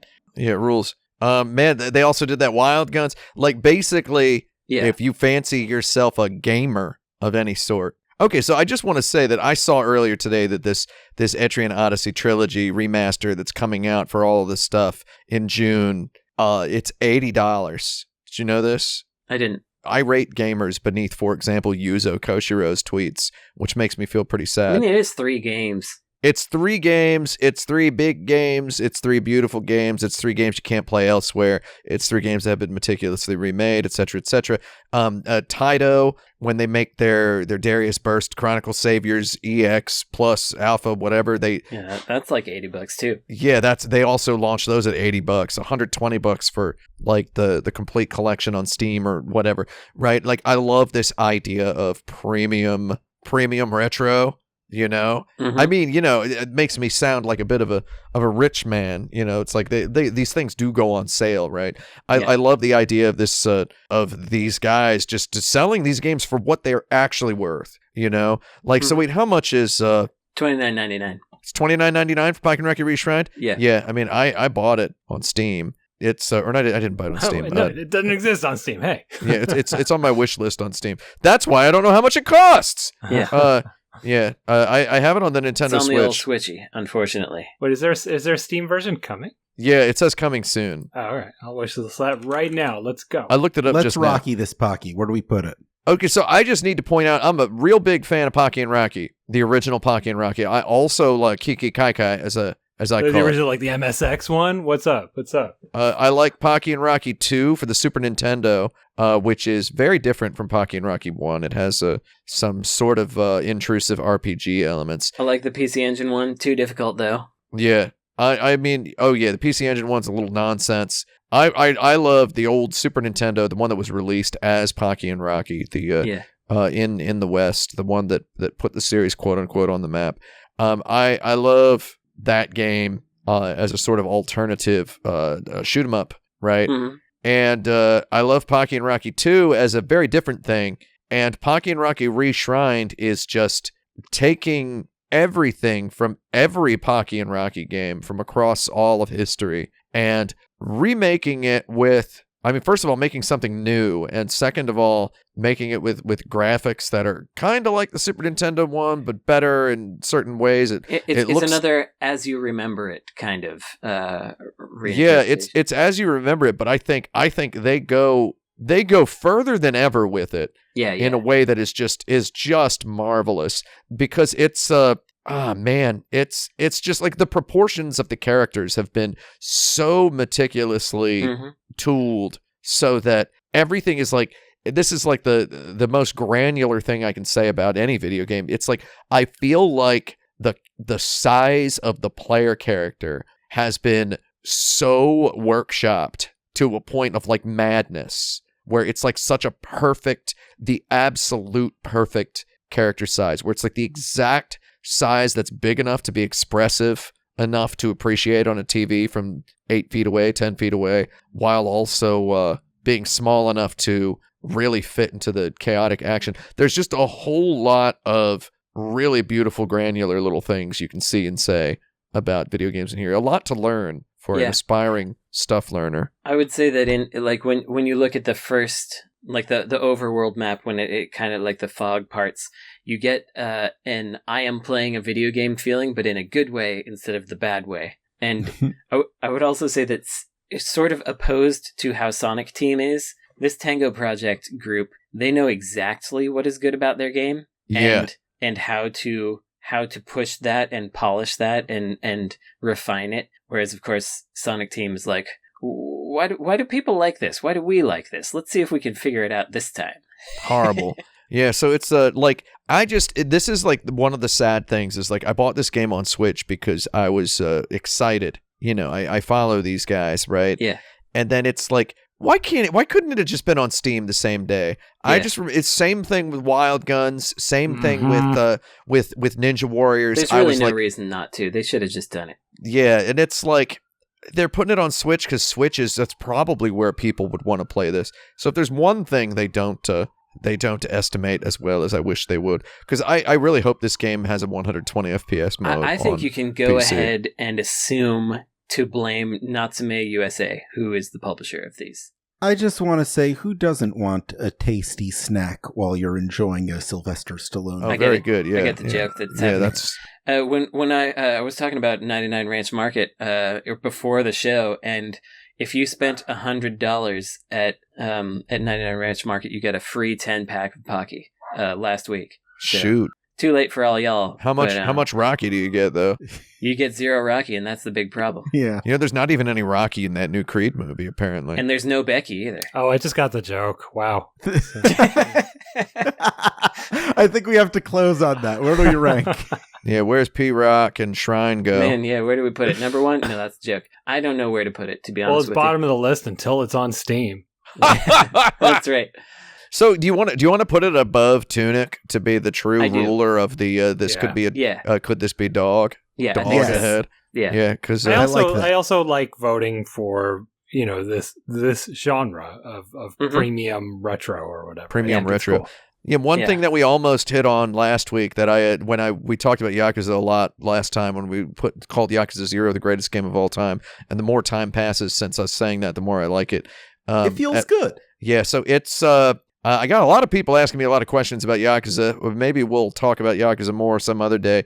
But one thing I forgot to mention about Yakuza last week is the fact that what it represents as Sega seems so shockingly committed to making sure everybody can play it, right? Like it's on Steam. It's Yakuza 0, which is, I guess, the first one you should play, frequently goes on sale for like $2. Yeah. You know, because they're so confident you're going to buy it, play all of it, and be like, well, I guess I'll play the next one. And the long game seems to be working pretty well for them with those. Worked on me, tell you what. Oh, yeah, absolutely. see? All three of us, right? Like, yeah, so yeah. Well, I mean, I played Yakuza 1 on the Japanese PS2 in Japanese in 2005. I played it when it came out for a minute, I guess, technically. Just to hear the Mark Hamill.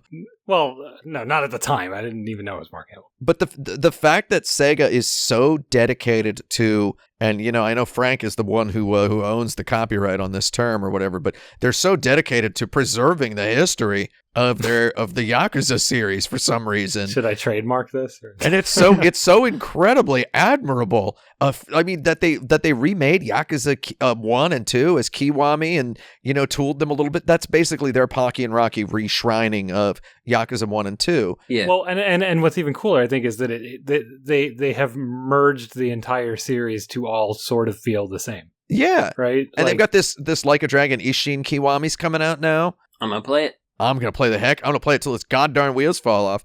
So it's like, that's why, this Pocky and Rocky reshrined. It's cut from the same cloth as that gorgeous gesture of Sega's, I would say. Yeah. So that's a little more Yakuza. But without the cross-platform portability that you would want. Exactly. So, Game of the Year 2023, what are your predictions real quick? What can I hear? Well, I want to throw in a mention that I wish I had played, which is that I think the guys upstairs from me did a really amazing job with Atari 50. I just never got to it. And I didn't lie about it. I never did get to it. I feel a little bad. I was interested in that for a little bit, but that was during my playing outside era of childhood. Most of those games. Well, yeah, but that's the thing is that, I don't know, like when I was working on this stuff, I always sort of had this vision of it being not a game compilation, but a coffee table book on your TV. And it kind of seems like they finally nailed it in a way that I never could in the projects I worked on. Wouldn't it have been real nice if there'd been like a Castlevania version of that? Do you want to see the several pitches that I have? Yeah, I know you got them. Wouldn't that have been nice? Wouldn't that have been really cool? That would have been really cool. I'd have paid $100 for that. Oh, absolutely. No, you would have paid more than that because I split it into 3 volumes and instead of their idiotic 1 release that they did. But whatever. Yeah.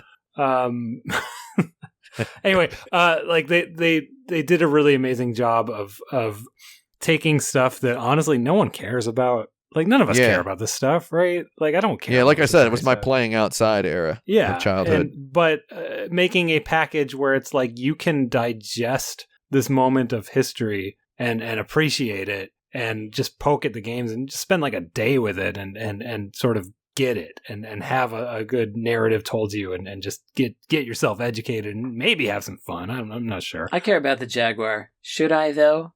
Oh, also the Jaguar stuff's in there. Yeah. That's like it almost feels like it should be on the insert credit list because there are Jaguar games in That's it. right. That's really weird. It's weird. So I don't know that I want to go down the path of too many honorable mentions, but like I think this one has to be said, and I think, Brandon and I both seem like it's like, well, we meant to, and it probably would have been on the list. We don't want to lie today. There were, we joke about there not being in too many good games this year, whatever, like all the time as, video gamers. We've been spoiled a lot lately. I have a robust list of stuff that could be talked about on a separate episode. Would you like me to just read my list real quick of stuff I would talk about if we did another episode? That's for a preview? Yeah, sure. I want to read the list real quick, so look forward to this. Look forward to my thoughts on Record of Lodos War, Deedlit, and Wonder Labyrinth. That came out the year before, right? In Japan. It's on Steam. Right. It was January 2022. I checked. Freedom Planet 2, Bloodborne PSX, Pokemon Legends Arceus, Pokemon Scarlet and Violet. Pokemon has finally reached its Sega Saturn era with those 2 games. The Quarry. Did either of y'all play this? Teenage Mutant Ninja Turtles, Shredder's Revenge, those kinds of games. And for me, you can look forward to a bunch of games that weren't on that list. So there's even more. I played Splatoon 3. You can find out what I think about Splatoon 3, yeah. I played Mofu Mofu, which is a furry fighting game. Uh-huh. I played Callisto Protocol. You're going to want to tune in for that. Oh, I've got that in the back of my mind as well. I played Evil West. I played Weird West. I played Star Ocean. Wests. I played Voice of Star Cards. Ocean: The Divine Force is also right here on my list. I didn't read that out loud. I played Saturnalia. I played Never Awake. I played Sifu, Scorn. I played Sifu. I played Scorn. Air Twister. I played Air Twister. Played that Shin-Chan game. Yeah, I played that Shin-Chan game a long time ago. God darn Babylon's Fall. Just for you people. Esper, please play the Fade Out song over that whole list. But did you play Stray? Stray, yeah. No, I didn't. Did any of you watch Wolf's Rain, that anime? No. I don't think anybody watched it, and that's the problem, because the game got announced, and then people kept talking about it, but that anime starts with a guy going, Stray, and he says Stray a lot of times in it, and it just... I felt like my Twitter feed was people playing that anime intro to me. That's funny. Anyway, goodbye. Goodbye. You can expect the rest of 22 in 2 weeks, I think. That's the plan right Something now. like that. For now, let's sign off, wrap 2022 in a big bow. Please rate and review our show wherever and however you can. Just climb every mountain and swim every ocean to find a place to review this show. It helps us out. You can also scream it into a pillow. Just write it on a sticky note. I like all these ideas. Tie it to a bird's foot. You can also support us on patreon.com/insertcredit, where you can become a patron to submit your own topics, listen to monthly bonus episodes, and get other exclusive content. You can join our community at forums.insertcredit.com or look for Insert Credit on YouTube. This episode is edited by Esper Quinn with music by Kurt Feldman. I'm Alex Jaffe. You did it, buddy. Yeah. I'm Frank Cifaldi. I'm Tim Rogers. I'm Brandon Sheffield. And didn't expect Elden Ring.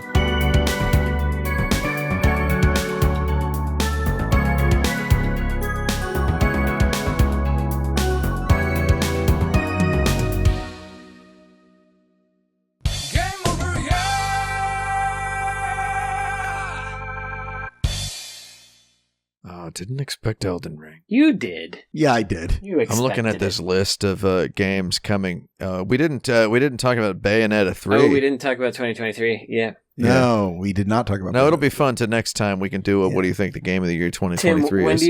When do you want to have a convo about the rest of these games? I could do it soon. You want to do it? You should make Jaffe do it right now. Yeah. LMAO. Frank, I consider you a dear friend, but please go fuck yourself.